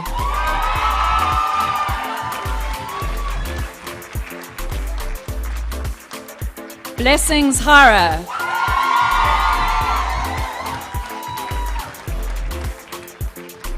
Lorraine Tayamika Chilamba.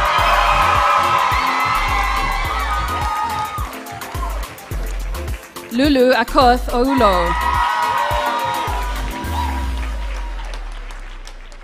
Mark Mogo Kimani.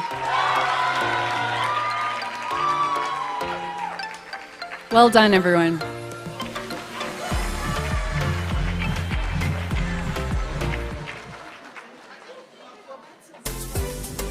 Welcome to the African Leadership Academy graduation ceremony for the class of 2021.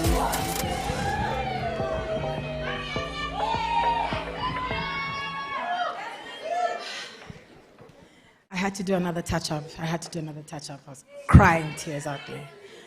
Wow. Year twos, respect.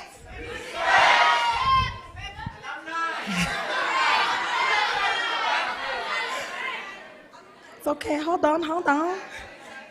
Just let me say congratulations. Yeah? You now have your diplomas in your hands. Let's see. Let's see the diplomas. Yeah!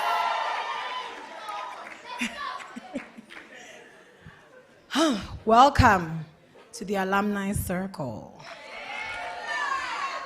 Yeah, now you can join us this side. It's still Miss Nat though for the next 24 months. Just a reminder, okay? Whew. Guys, now you can embark on your long-awaited journey to adulthood. Yeah, a little scary, but exciting. But before you get there and before you begin this journey, we have a few words of wisdom, a few adulting tips from some familiar faces. Yes. So please listen attentively because these people love you and want to see you succeed.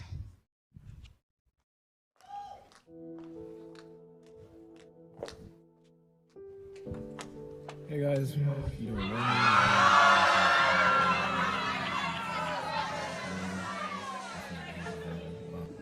Hi guys, I'm very, very proud of you for pushing through and finally making it to the finish line. Hi guys. Congrats everyone! Woo! I'm so proud of y'all. My name is Saifuddin Ahmed, I'm from Tunisia. I am so proud of you guys right now. Congratulations. What you have done is not easy. Not a lot of people can do it. And so I hope that you're feeling an immense amount of pride and gratitude for yourself and for the sense of community around you right now. Hey guys, this is Miri. And first of all, I'm so proud of you for reaching this point and being almost ALA alumni. Let's go. Hi guys, Ugushe here. I'm so happy to be talking to you once again. Congratulations, welcome to the world of adulthood. To keep this short, so I promise I keep it short. My advice for you today is to honestly just extend grace to yourself. You know, realize that everybody's trying to figure out this life thing one step at a time. It doesn't matter how old you are. Remembering that the point is not necessarily to succeed early, but to fail early, so you can learn what you need to learn to succeed eventually. I just wanted to say that once you graduate from ALA and move on to your future endeavors, whether it be university or otherwise, you'll quickly realize how special ALA really is, especially when it comes to forming deep connections. At ALA, it was quick, it was natural, it was easy to form such meaningful friendships, and that's not necessarily going to be the case post-ALA. And that's not to say that deep bonds will never form, they might just take a bit longer, so just be patient. So biggest congratulations on your graduation. And as a fully fledged adult for the past year, I think I'm essentially the best person to be giving advice. And what I'd like to share is that guys, learn how to communicate.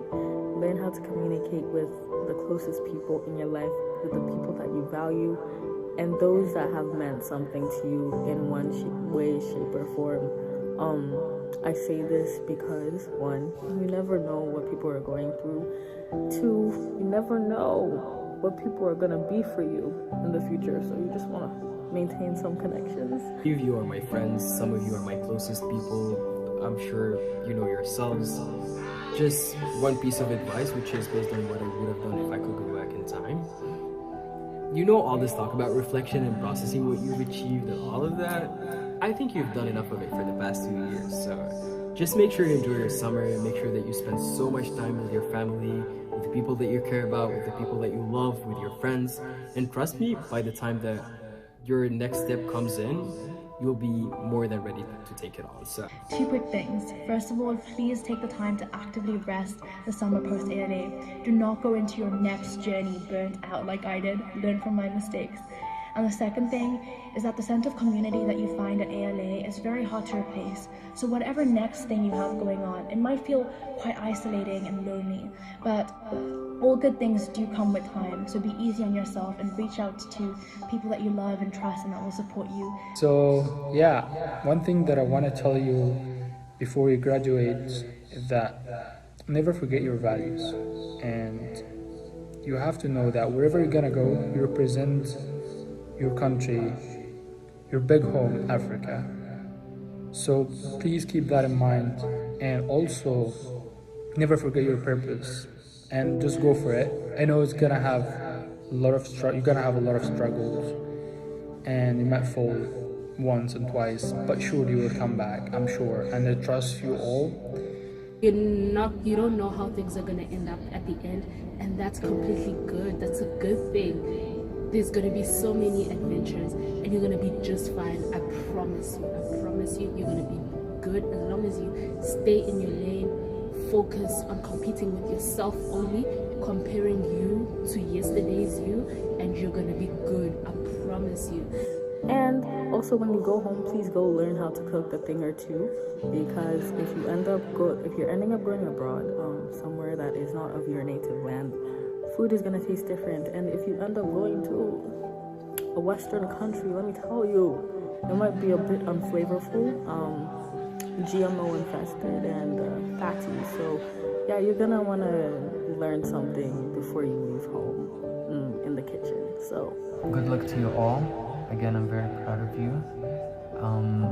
Reach out to me if you need anything. I'm always available, and I'm 100% sure that each and every one of you is destined for greatness. Again, congratulations. Make sure that you stay safe.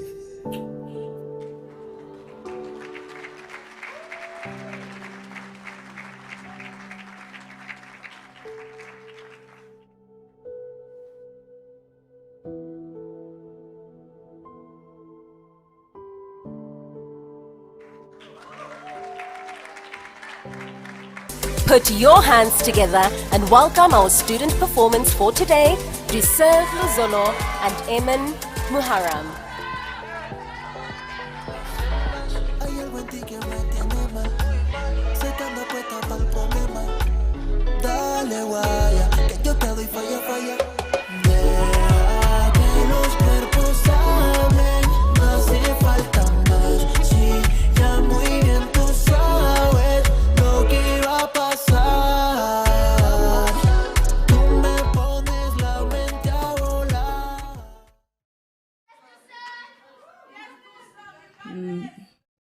Okay.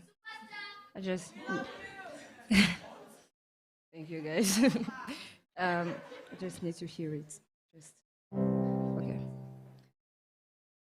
Not okay, but it's okay. It's fine. Okay. You're broken down and tired of living life on a merry-go-round, and you can't find the fighter, but I see it in you, so we gon' walk it out and move mountains. We gon' walk it out and move mountains. And I rise up, I rise like the day, I rise up, I rise unafraid, I rise up, and I'll do it 1,000 times again. And I rise up, high like the waves, I rise up, in spite of the ache, rise up, and I'll do it 1,000 times again. For you, for you, for you,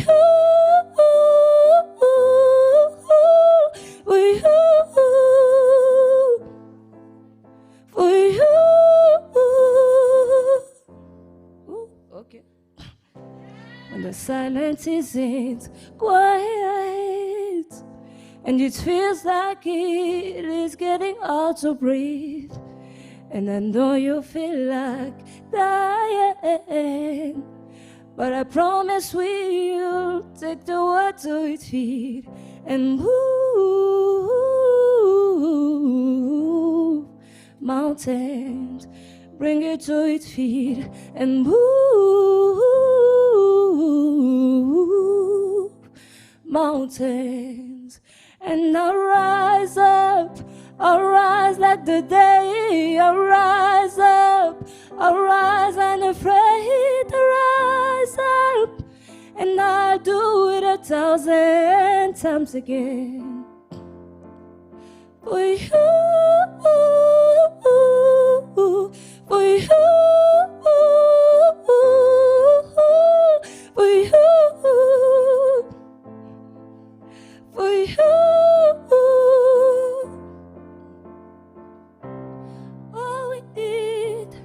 All we need is hope, and for that we have each other, and for that we have each other, and we will rise, we will rise, we will rise. Ooh, ooh, oh, oh, oh, we will rise. I'll rise up, rise like the day. I'll rise up, in spite of the heat. Rise up, and I'll do it 1,000 times again. And I'll rise up, high like the waves. I'll rise up, in spite of the heat. Rise up, and I'll do it 1,000 times again. For you, for you, for you, for you.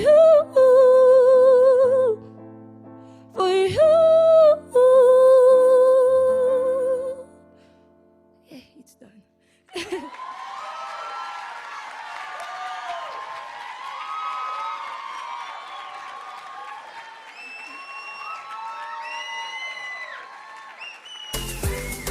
Welcome to the African Leadership Academy graduation ceremony for the class of 2021.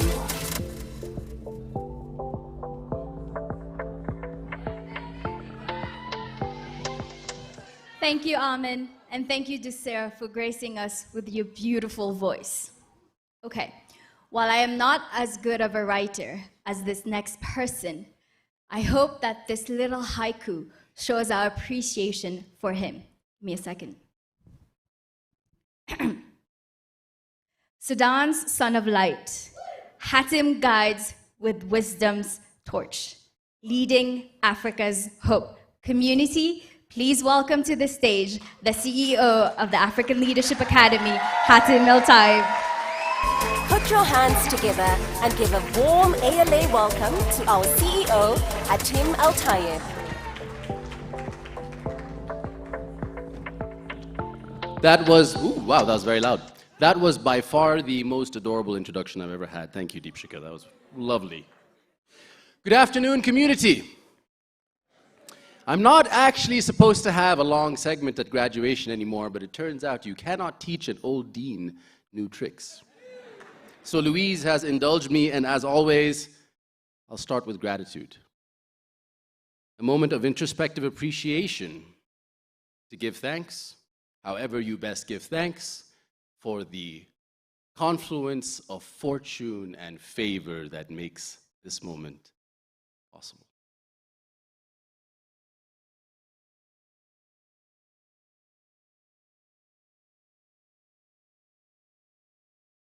Thank you. So I do have some formal duties.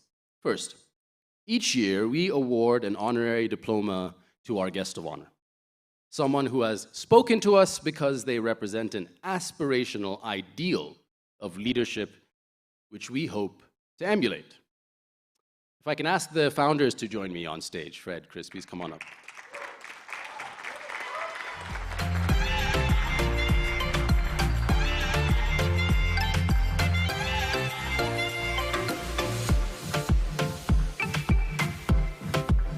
Ambassador Rasool, thank you for your example. You can come on up, yeah, I suppose. We keep misintroducing you, so we'll do it one more time.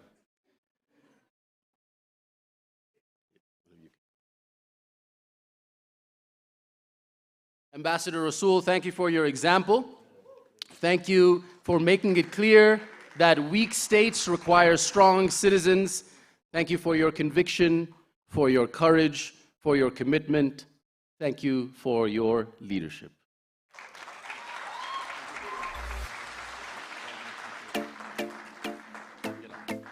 You're done. I also want to take a few moments to appreciate a few people who are about to be back in the audience. So we haven't had Mr. Fred Swaniker at graduation since 2018, folks. So you must feel special that he's here. Welcome back, and thank you for the vision of ALG. It's an honor to be a part of it. I also want to honor a friend and mentor who has given so much to this community over the past year. It's his job, but he also has another full-time job.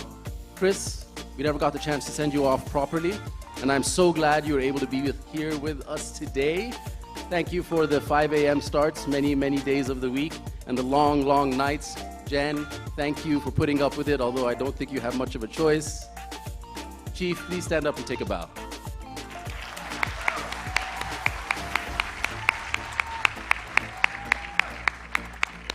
You will also know that this year we appointed a new dean. He is here today, Mr. Derek Smith. And he cannot stop telling me how excited he is to be joining us, and I believe him 100%. He's been stalking us on the socials for many years now, in case you hadn't noticed. Derek, thank you for joining this journey with us. I'm so thrilled to be working with you. Colleagues in the faculty, I know I haven't been around as much this year. Ishab keeps calling me out for it. I am so honored to be your colleague, your friend, and your student. You continue to do remarkable things. And the best for last, my friend, Uzo. Thank you for saying yes. When I first met Uzo in person 7 years ago, I was interviewing for the job of Dean of the Academy. This backing music is making it easier not to cry. And we all went out for dinner. And she drove me home afterwards, and I don't know if she remembers, but I fell asleep in the passenger seat. In the middle of a job interview, folks. That's evidence of how instantly I felt safe and loved. We spent years sitting in those armchairs in the dean's office, crying and laughing and arguing and laughing some more, pleading. You were already tired when we asked you a year ago to stay one more year. Thank you for staying in spite of that. Thank you as well for showing us that strength, real strength, is also love. Thank you for your leadership. Thank you for your friendship. Thank you for leaving FWA behind. I was supposed to give you the gifts right now, but the Powerpuff Girls beat me to it, so I'll let you know instead something important, some news. Some of you may know that ALA is incorporated as a nonprofit company. We have a board of trustees, many of whom are in the audience today. What you might not know is we also have a body of members. These are like the shareholders of ALA. If ALA was a private company, those would be the shareholders. And these members serve 10-year terms, and their responsibility is the super long-term mission and vision of the Academy. This body includes the 4 founding members, as well as some of our founding board members and early alumni trustees. An important voice has been missing from that body, and that's the parent voice. This week it was decided that we would invite Uzo Ajarakimwi to be a member of the African Leadership Academy.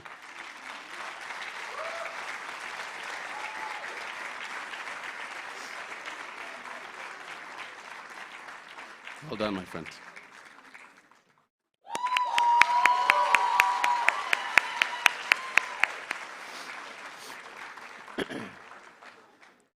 You're surprised, right? Yeah, got you. Now, moving swiftly on from one West African hero to the next, ladies and gentlemen, Burna Boy.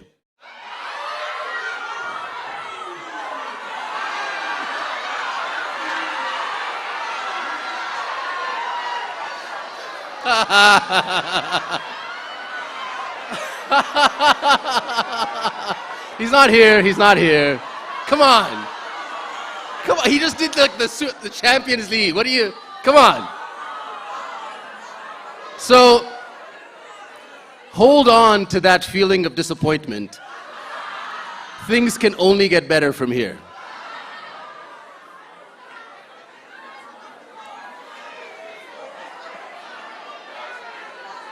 All right. My last set of thanks, of course, I reserve for you, students. I am not permitted to have favorites.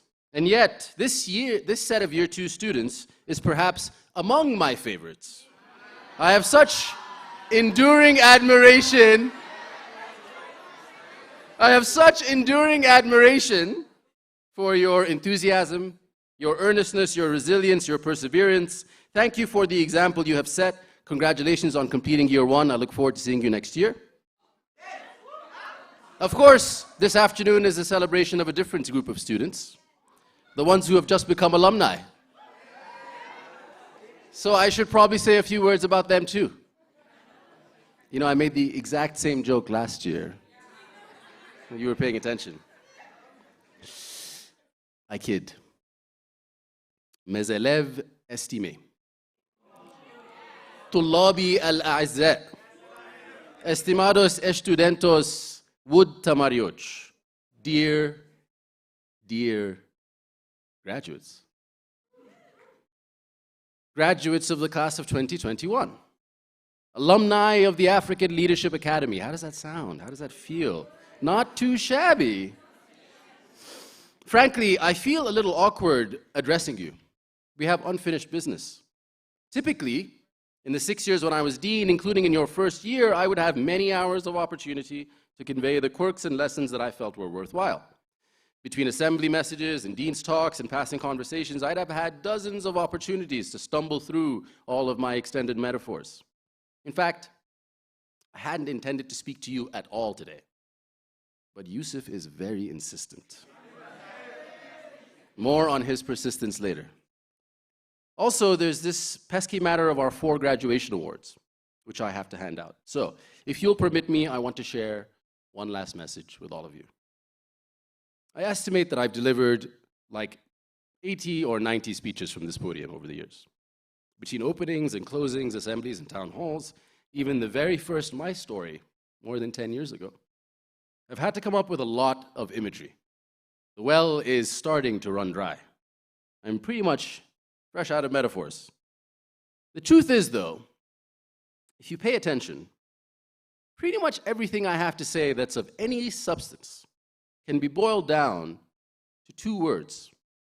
All the messages and all the slides and all the metaphors and all the stories. 2 words. Look east. Literally, does anyone know which way east is? Ah, some of you do. It's over there. Yeah, that's great. Like Benoni, where Mr. Keane lives. Lesson 1, always know your bearings. You know, there are people in a small Polynesian community that don't use left or right. They only use cardinal directions. That's not really the lesson. Nor is the lesson here going to be what you might have studied in Dr. Olivia or Dr. Evaristo's classes. I'm not going to wax lyrical about the Asian tigers or the Chinese miracle, particularly not with the state of our China-based endowment assets. You'll be glad to know that we didn't bet the farm. Only a minor portion of it, alhamdulillah. No. The reasons I want to encourage you to look east are a little more on the nose than that. For one thing, whether we like it or not, we live in an Occidental cultural universe.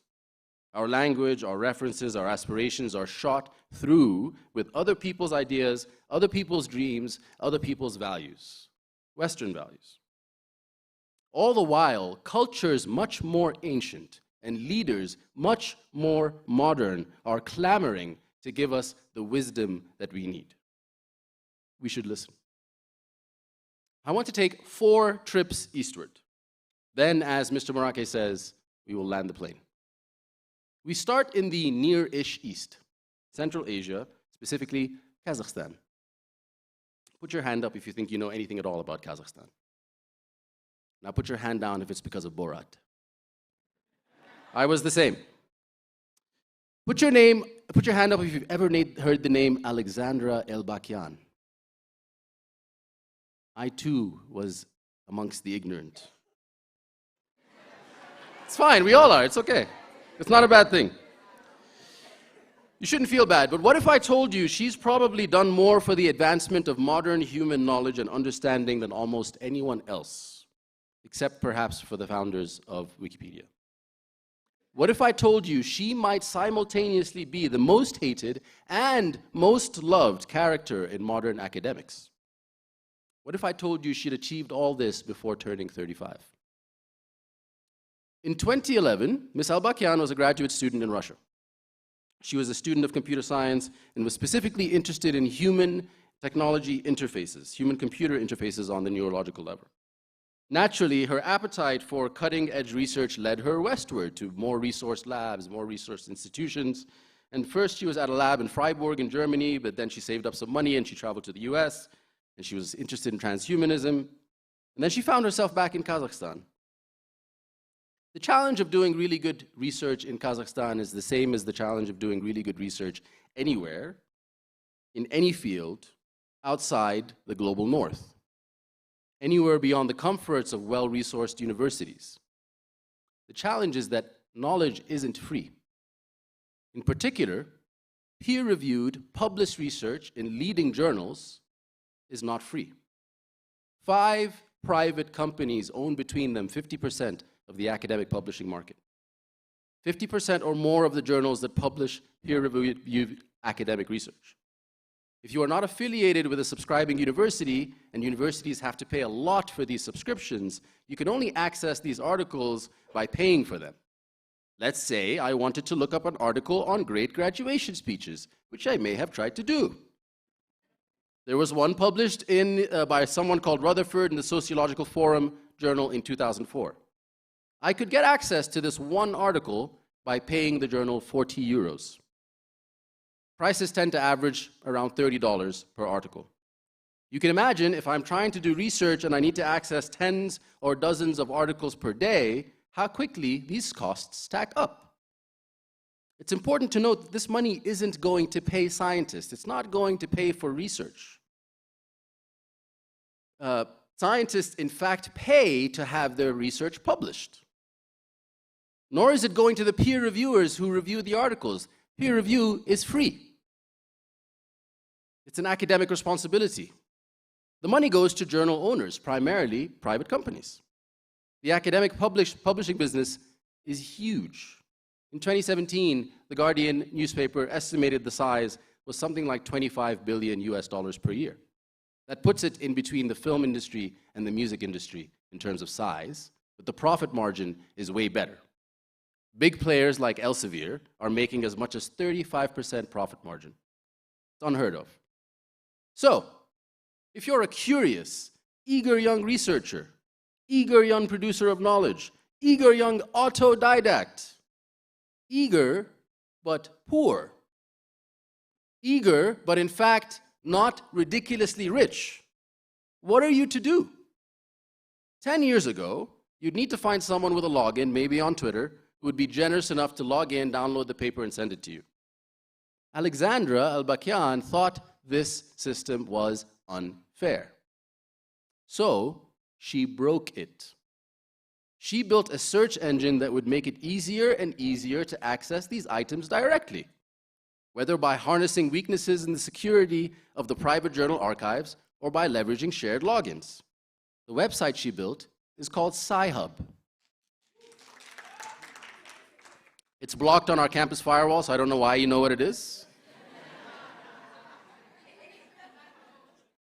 According to a study conducted in 2018, Sci-Hub today provides access to nearly all academic literature.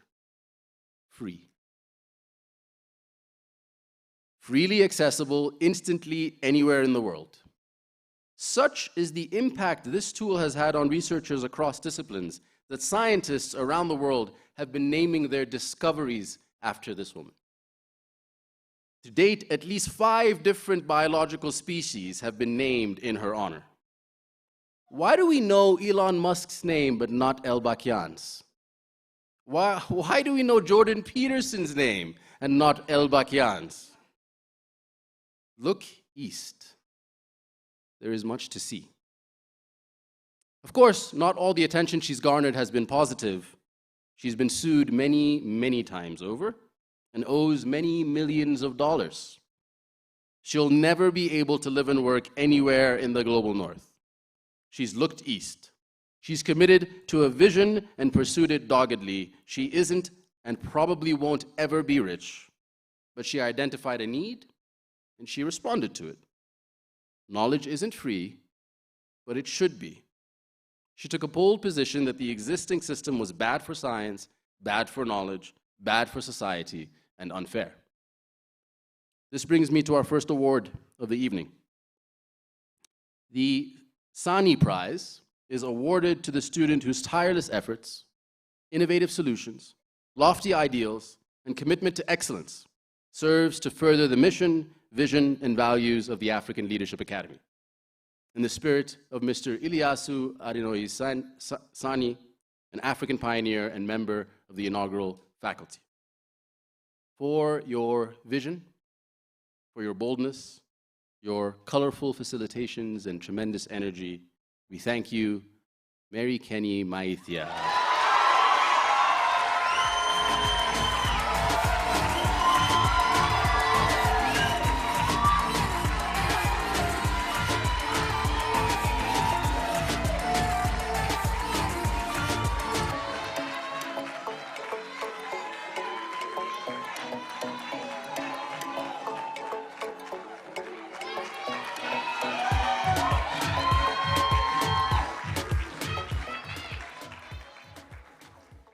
Kenny, I hope you stay bold enough to change the world and that when you do, no one sues you. Now, I'm sure many of you are thinking, Hatem, really? You want us to go to jail? Are you anti-capitalist? First of all, yes.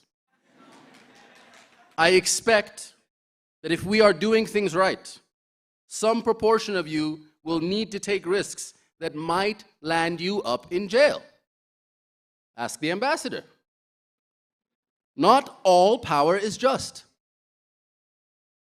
In fact, we know pretty confidently that much of the power prevailing across the continent is wielded unjustly. If you work to change that, as you should, you're going to ruffle some very heavy feathers. At the same time, I can't earnestly say that I'm anti-capitalist. I have my concerns about the function of the modern economy. Youth unemployment in this country is just one example of where it's derailed. But I also know we need some of you to play the game that exists if we want to create the game we want to play. Our second stop eastward is a place more populous than Africa itself, India. I was recently introduced to a group of people in India who are thinking about leadership in a fresh, bold, and exciting new way. They see a progression in leadership models from organizational to transformational to systems thinking to now a step beyond that, societal thinking. Societal thinking posits that we have a moral imperative, a duty to deliver lives of agency and dignity and choice to every single human being. Motivated by this, a societal leader takes scale as a starting design principle. Societal leaders view diversity not as a challenge to be solved for, but a solution to be leveraged. It sounds great, but what does it mean in practice? The folks at Societal Thinking, which is the name of this organization, point to a few key examples that have emerged in India over the past 10 years. The first is UPI, the United Payment Interface, which I'm ashamed to say that until recently I hadn't understood the scale of. The United Payment Interface is a payment solution that India pioneered starting in 2016. The technology provides a platform for instant, free payment verification. In FY23, this platform moved $1.7 trillion in billions upon billions of transactions. The technology has been leveraged in countries around the world. Amazingly, the customer doesn't pay. The platform is a public good paid for by the regulator because it is an engine for the economy, an engine for the movement of capital. It is designed for inclusion. You don't need to have a smartphone. In fact, because a significant proportion of India's most marginalized are still illiterate, you don't even have to be able to read. You can interact through voice prompts. I am absolutely flabbergasted by the scale of this work. What drives the point further home for me is that no one is enriching themselves from this technology, when they certainly could have. One of the founders of this movement is a man named Nandan Nilekani. You might recognize him as the founder of Infosys, or as one of the wealthiest men in the world, number 1200 according to Forbes. He was in the room for the very early days of UPI when this was just an idea. He was also on the ground floor with something called the ONDC, the Open Network for Digital Commerce. What UPI did for payments, this platform is doing for e-commerce. So UPI is trying to displace Visa and MasterCard. ONDC is trying to displace Amazon and Uber. Any vendor can list goods and the service free of charge. So anyone who has a shop can now be Amazon. The idea is to prevent huge aggregation players like Amazon and Uber who rely on consolidating the market and having a monopoly to extract value. This was the point that really impressed me. There's an ideology that underpins both of these ideas. We were visited on campus recently by a member of this organization. His name is Mr. Sanjay. He sat in an African Studies classroom. He pointed out that all of us in the Global South have to be consciously wary of a pressing threat: digital colonialism.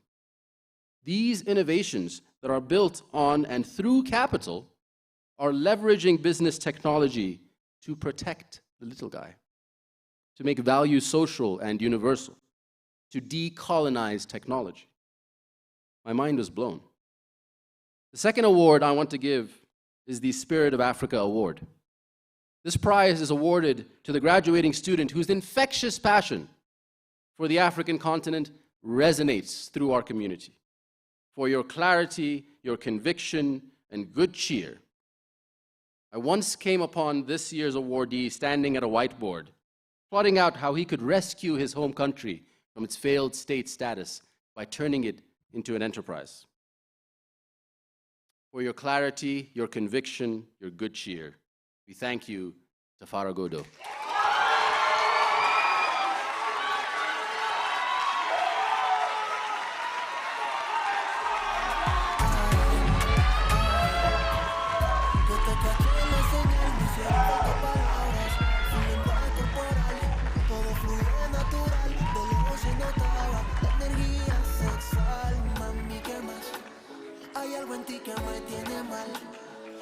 You, my friend, is thinking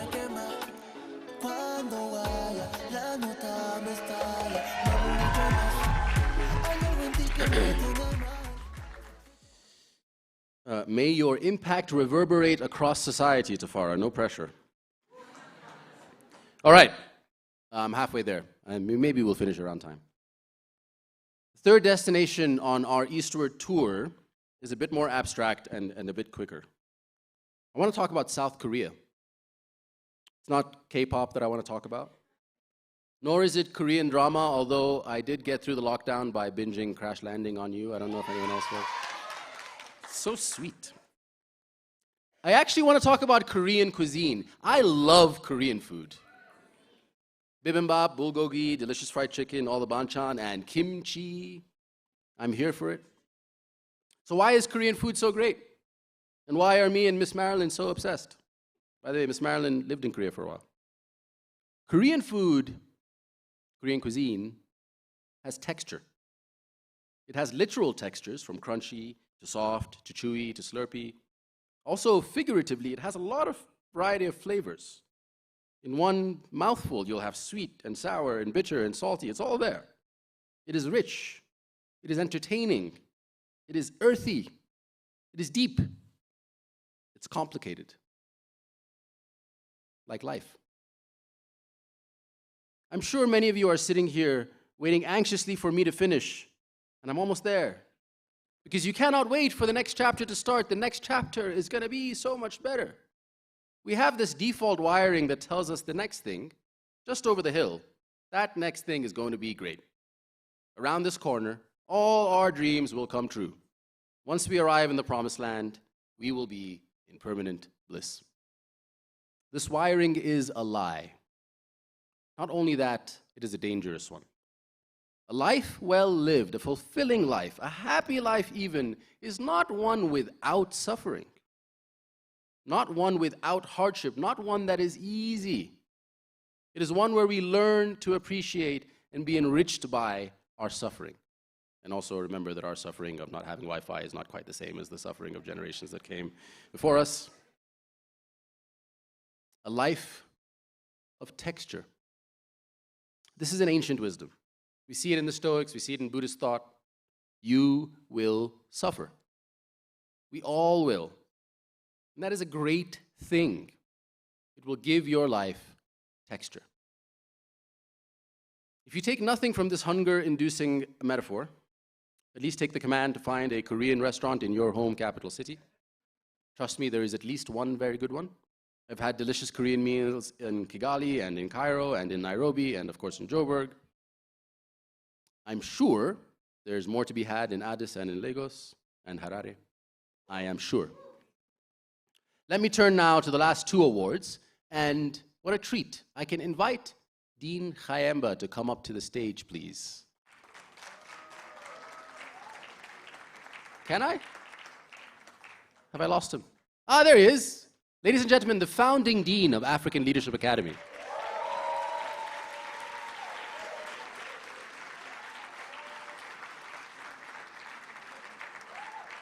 While he comes down, I'll read to you. So Dean Christopher Kayemba came to ALA from a leading school in Kenya. He left Alliance High School when ALA was just an idea to help found African Leadership Academy. And when he left, this award was named in his honor. The Dean Christopher Kayemba Award for Academic Excellence is given to the student who took a wide and rigorous curriculum and whose academic results over the past 2 years personify the Academy's value of excellence.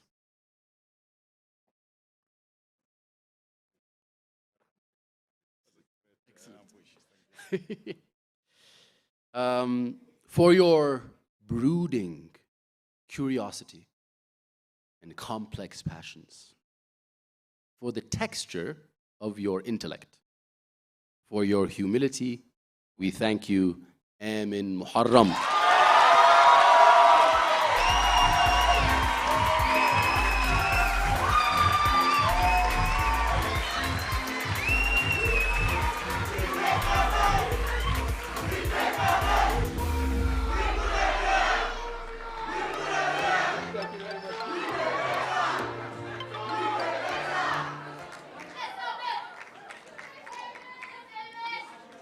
Finally, to award the Leadership Award. This prize is awarded to the graduating student whose leadership is a model and inspiration for the students, faculty, and staff of the African Leadership Academy. For your polymath leadership across domains, for writing, thinking, and speaking, for making us laugh and making us think, we thank you, Mukuzeishe Najribe.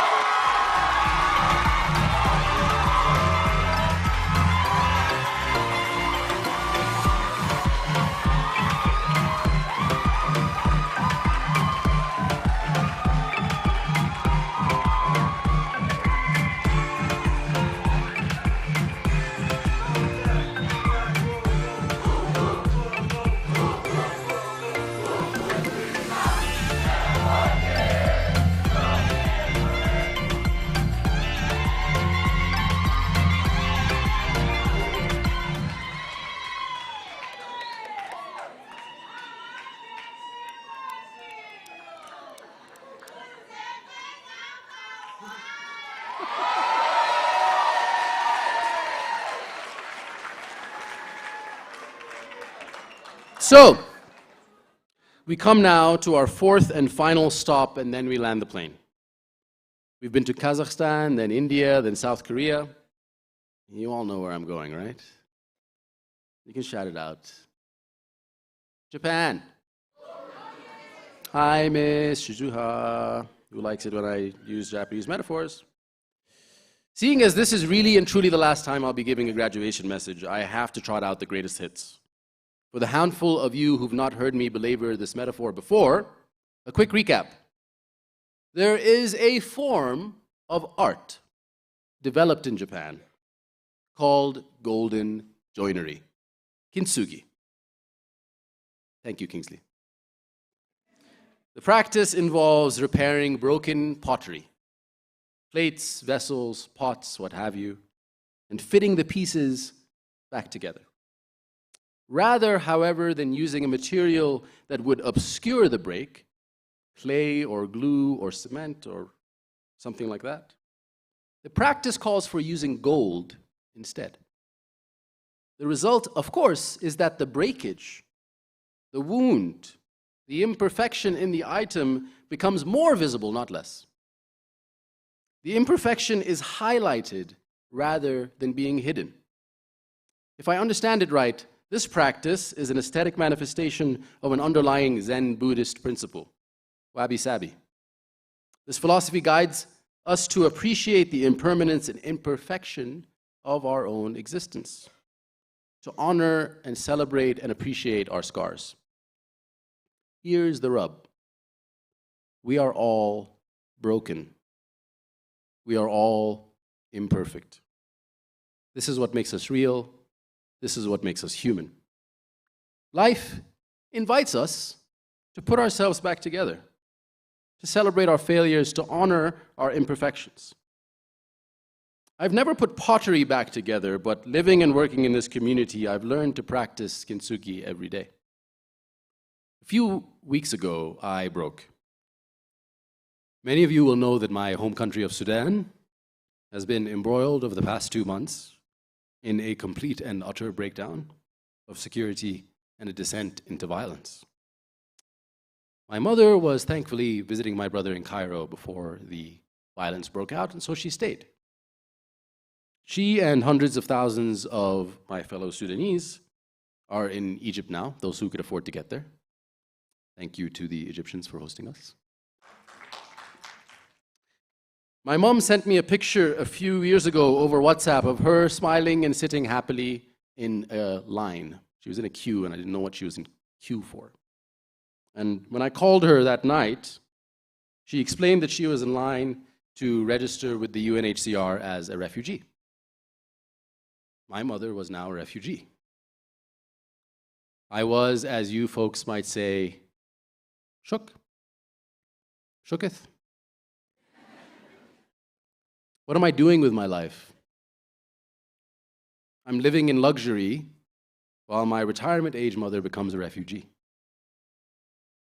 My mother exercised exactly the kind of stoicism which I wish for you. Leaning on her face, she said, "This is just another one of life's tests. It's a new experience."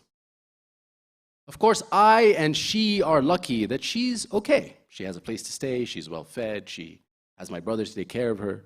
She's in a much better position than any other refugee. But also, she's unable to go home, perhaps forever. I feel ashamed that I can't change that. I fail. I fall short. My default programming is to try and hide that. I hope, though, that the more times than not, I can resist that temptation. I can lean into the fall. I can find gold to mend my break. I am ashamed that I cannot make Sudan safe for my mother. But I am proud and grateful and fortunate to be part of a community that is trying to do something about that. Momo and Mustafa, no pressure, guys. But I am relying on you. I'm relying on all of you. And in return, I wish nothing more from you than lives of suffering. Lives of golden joinery. So, let's land this plane. You've all heard me say it 100 times before, and I'll say it one more time. You deserve to be here. and here deserves you to be. Well, today that changes. Today something new begins. You deserved to be here. There, out there, deserves you to become. You are not done. You will never be. None of us are. We are in a continuous state of becoming. Every day, we make and remake. You make and remake yourself as a vessel for something worthwhile. A vessel that will break, but that you will put back together with gold. A worthy friend, a good son, a loyal leader, a mended pot. So take your imperfections, celebrate them, and put them to good use. Yusuf's incessant persistence. Frankly, a few of us were ready to kill you over that whole accelerated math ordeal. Didn't turn out to matter in the end, Yusuf, you're fine. I don't want you to stop being persistent. I want you to apply that persistence to load shedding. Nyakwezi, I sometimes would be scared to come out of my office. You have this stare that makes me feel like I'm not worthy. Take that attitude and apply it to corruption. Yassine, your energy is a lot. I think you know that. Take that energy and apply it to public health, apply it to creative industries, apply it to bridging the north-south divide on the continent. I am proud of you. Take everything you are together and put it to work. Daniel, who, by the way, can you guarantee you are the last Lewis that we will have at ALA? What's it been, like 5? There must always be a Lewis in Winterfell? Khalas, no more Lewis, please. Take your quiet, focused planning and apply it to Nigeria's athleticism. Taha, write more open letters. Just don't send them to me. Take Isaiah's immaculate attire and impeccable respectability. Then put him on stage with King and Chelsea and see what confidence can do. Parabéns. Take Frida's fervor. Take PPG's fiery flow. Take Ahmed's red beard. Like someone, please shave Ahmed. Katie and Kanna, a great gift of this year has been sitting in front of you in assembly and enjoying your running comedic commentary. Even today, take your enthusiasm, your joy, your exuberance, and lift up the spirits of our people. Thank you, my friends. Thank you for your brokenness and your golden resilience. Thank you for your promise and the lives you will live. Thank you for becoming, and good luck.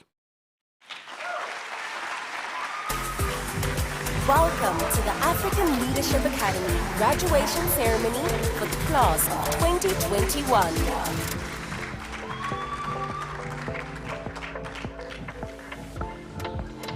Thank you, Hatim, and congratulations to award recipients.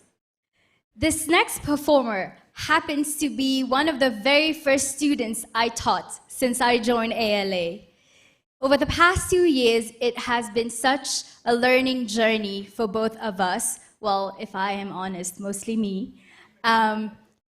Being awarded the Leadership Award today is no surprise to his commitment and his passion for the future of this continent. But today, we get to experience his musical talents. Everybody, please welcome Mukudzaishe Madzivire.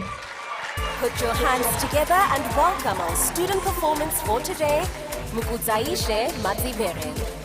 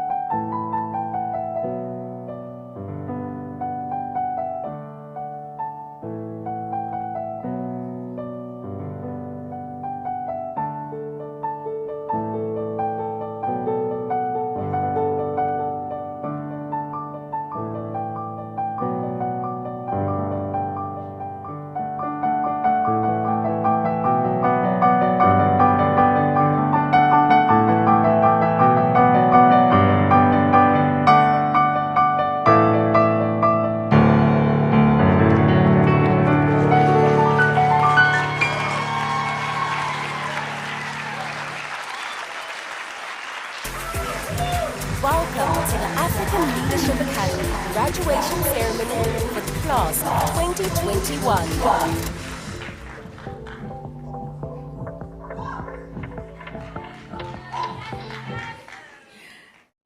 Muku, thank you so much. Thank you. Can we give him another hand, please?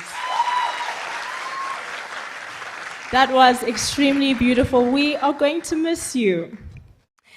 Community, it is my utmost honor to introduce you to a remarkable student who embodies the very essence of diligence, hard work, and unwavering commitment.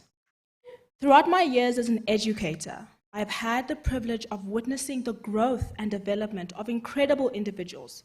But in this case, of this exceptional student, it is as if I was witnessing an upgraded version of myself as a student. Let us fondly refer to her as Miss S, student version 2.0.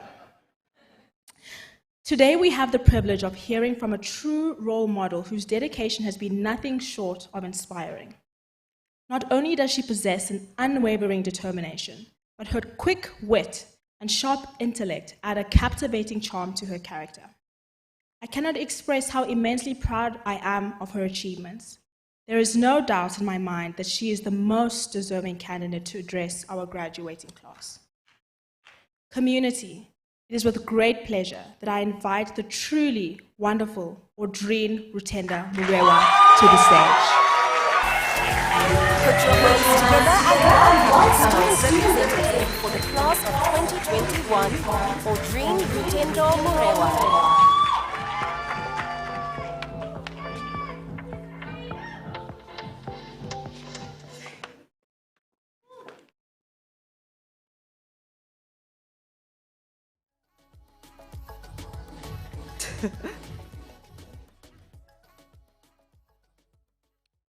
Welcome to the 14th season of Survivor Prentec High. My name is Audrine Rutenda Murewa, and I am this year's seasoned host of Survivor Pan-African Edition. This year, our contestants come from over 40 African countries. The 107 contestants were divided into 6 groups, named after African rivers. Now, my dear audience, you are here to witness 107 African leaders begin an adventure that will forever change their lives. For the next 656 days, they'll be marooned, left to fend for themselves. They're wiping the slate clean. 107 strangers forced to band together to carve out a new existence, totally accountable for their actions. They must learn to adapt, or they're voted off. Here, it's the impression you make on the other students and the faculty that determine your fate. All of you will begin the journey with a torch, and fire means light. If you lose your flame, you will go home. Outwit, outplay, and outlast. Outwit through mind games, utilizing your countrymates, whether it be hallmates, classmates. Outplay, winning all the games to avoid danger. And finally, outlast, to make it to the very end. In the end, only one will remain, and we leave the campus with $1 million in cash awards. 656 days, 107 people, and 1 survivor. This was the introduction that had played in my mind upon arriving at ALA. It felt like arriving at Survivor South Africa. We, the contestants, had flown in from a variety of countries. We were unique and special in our own way. We were here to become leaders. The dramaticness of the arrival and sophistication of the campus had played into my superfan brain. Let's go back to orientation. We had left quarantine. Quarantine. Bright-eyed and excited to meet each other. I remember the masked faces and the steamed glasses. We were then sorted into our committees: Africanist, collaborator, emotional health, and a few others. Africanist had sat in a circle introducing themselves with their name and country. A girl in my group had sat and said, "Hi, my name's Sarik, and I'm from Madagascar." "No way!" was the immediate response she got. Mehdi from Tunisia immediately exclaimed, his face lit with pure joy and excitement. And this moment of pure amazement and preciousness had remained with the hall to this very day. The reality that we were going to exist on such a diverse and unique campus continued to amaze a large majority of us. My superfan brain felt this joy and diversity could only be found on a special Survivor season. A special Survivor season. On this season of Survivor, we have 6 teams. There is Tana, who always wear orange, consisting of Bemi Sayo, who is masterful with her way of words, and Taha with his sharp feathered pen that writes with great intent. Our second river, Congo, has Eamon's brilliant mind that spans the whole philosophical realm, and Lele with her strong spirit and mental and physical endurance. Across from Congo, in red, we have Niger, consisting of Kidus, with a soft heart and open ears, and Kenny with her endless creative aura. Next to them, in dark green, we have Volta. Yusuf Ali stands there with his strong voice and authenticity, and Tara with her ability to be the backbone of a strong sisterhood. In bright yellow, we can see Nile, with Munashe and his ability to deconstruct and reconstruct intellectual ideas. Next to Erin, with her powerful will and growth through difficulties. And finally, standing in the corner, we can see Zambezi's Bakari, his subtle charisma and contagious happiness, and Nakisha's ability to reside as a reassuring soul with her glowing smile. What didn't help my delusional self was that our next activity was a physical challenge. This was Survivor, guys. It was a lily pad game with paper plates. Mr. Jake had briefly explained the game. Yo ones, everyone in your group needs to be holding each other's hands. Use the paper plates to get across the field without touching the grass or letting go of each other's hands. I shall take away any paper plates that are left unattended. I was boiling with excitement. Our first Survivor challenge. All the groups began the game, and my group realized a small trick. The paper plates were layered in 2. So we silently utilized our advantage, but could not make it across, no matter how hard we tried. With our members continuously falling, the line arrangement kept changing, and eventually, a Ghanaian girl led us from the front. She voiced that she didn't feel confident leading us, and that physical games were not her strength. But we continued to motivate and reassure her. Mr. Jake paused the game and said, the objective of the game was not to get across the field. There was no winning team, and we were not competing with each other. Everyone then banded together and shared lily pads getting across the field in record time. Yasmin had led our victory. It had been an immense amount of foreshadowing for her fate in the war. A few months later, she was once again leading us as Keza's RA. That day exists in my mind as a core memory. I had stood there holding my best friend's hand throughout the whole challenge. The same girls whose introduction garnered that joyful, no way.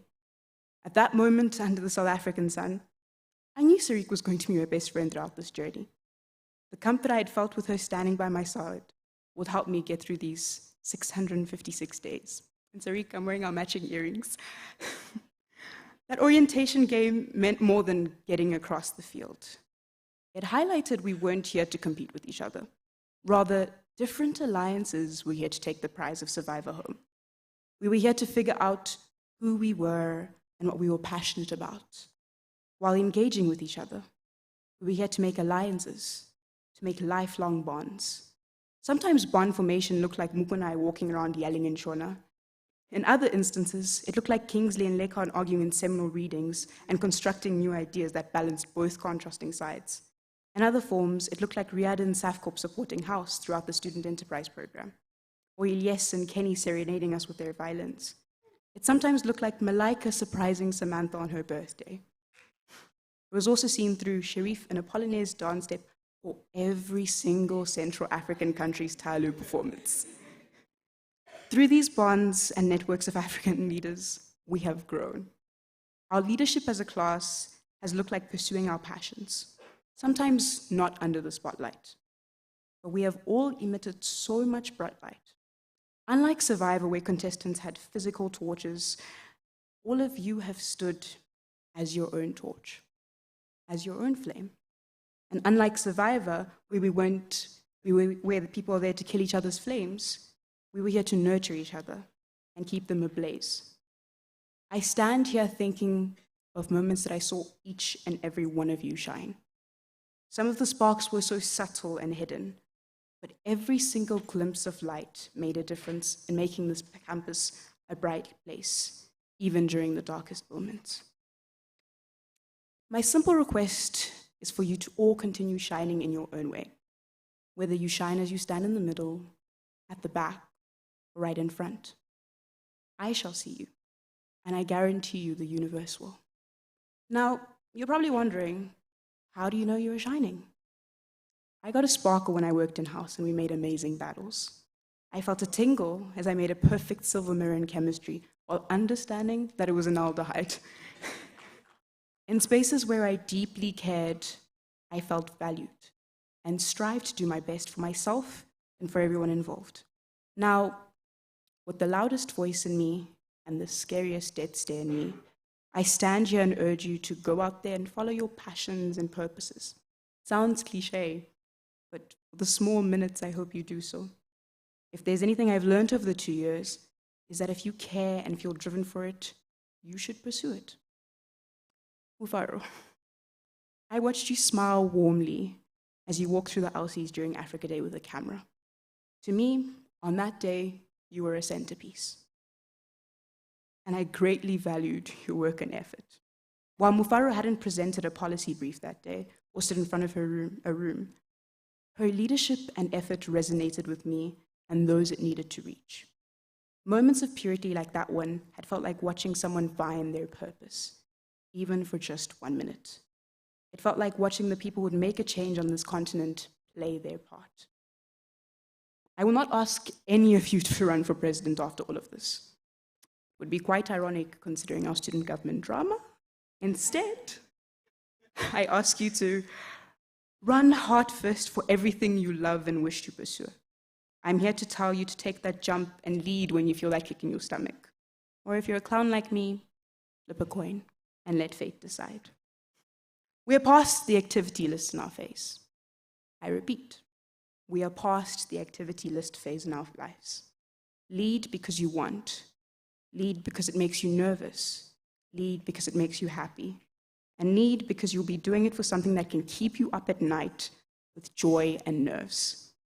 If those are the leaders we produce in this year's group, I think we've done our part in changing the continent. However, we can only feel that kick if we are there and present. If there's anything you leave behind, let it be the evil spirit of not showing up that has possessed many of us.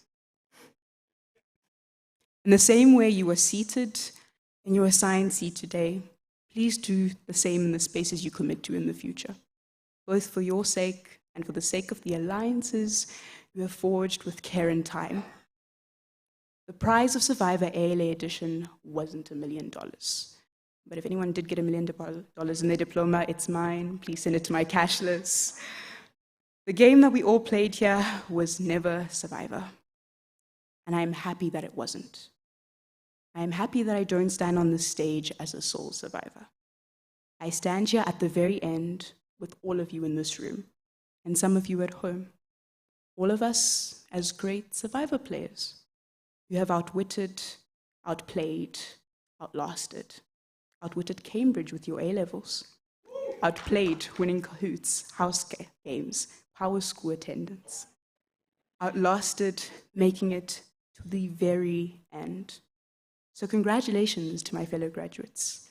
We've completed 656 days as 107 students and as 107 winners, forever connected.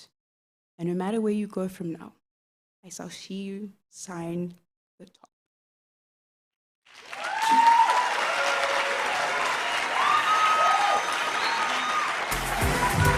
Welcome to the African Leadership Academy graduation ceremony for the class of 2021.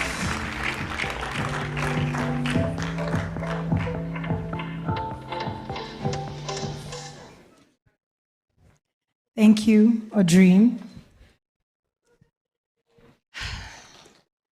Graduates, community, we're nearly at the end, yes. Whew. But we couldn't just end this momentous occasion without one last performance. Yes. one last performance that will not only send you off into the world, but maybe also make you a little bit emotional and remind you of your time at ALA. Last year, yes, we had a surprise visit from Mr. Easy. This year, some of you wanted Burna Boy, Rema. But you know what? I strongly believe that we have better talent on this campus. Yeah? Yeah. And besides, students don't need Ibo Shayo.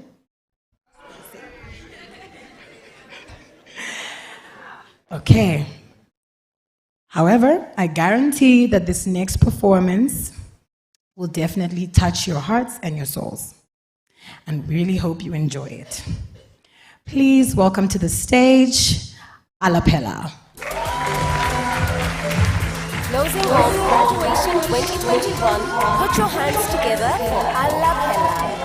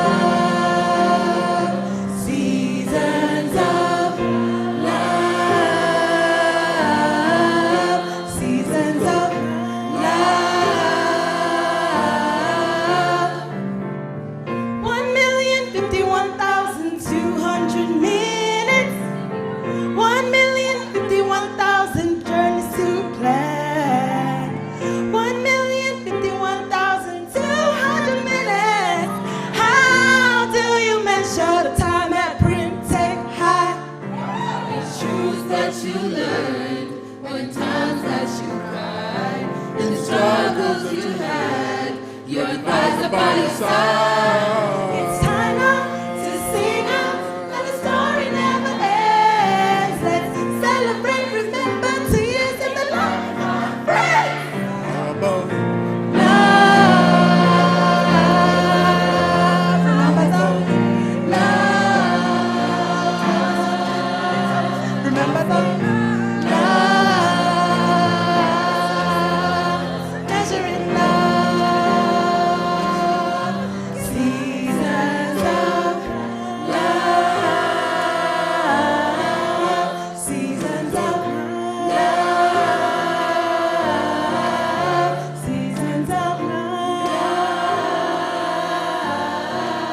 Thank you everybody for joining us today, and thank you to everybody who has been watching us live. Graduates, go on, live your best lives and stand in your truth. Everybody please join us on the quad for refreshments and drinks, and may I please ask year 2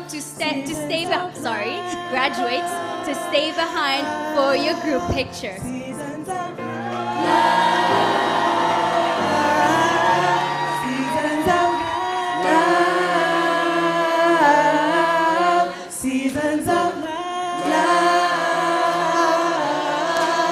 seasons of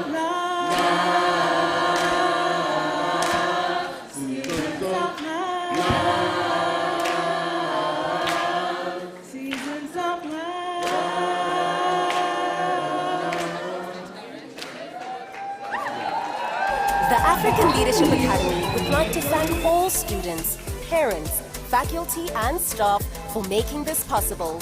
We wish you all safe travels back home until we meet again.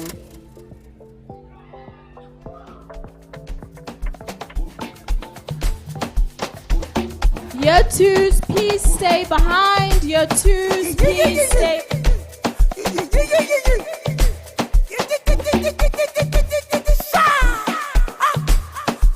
Yeah.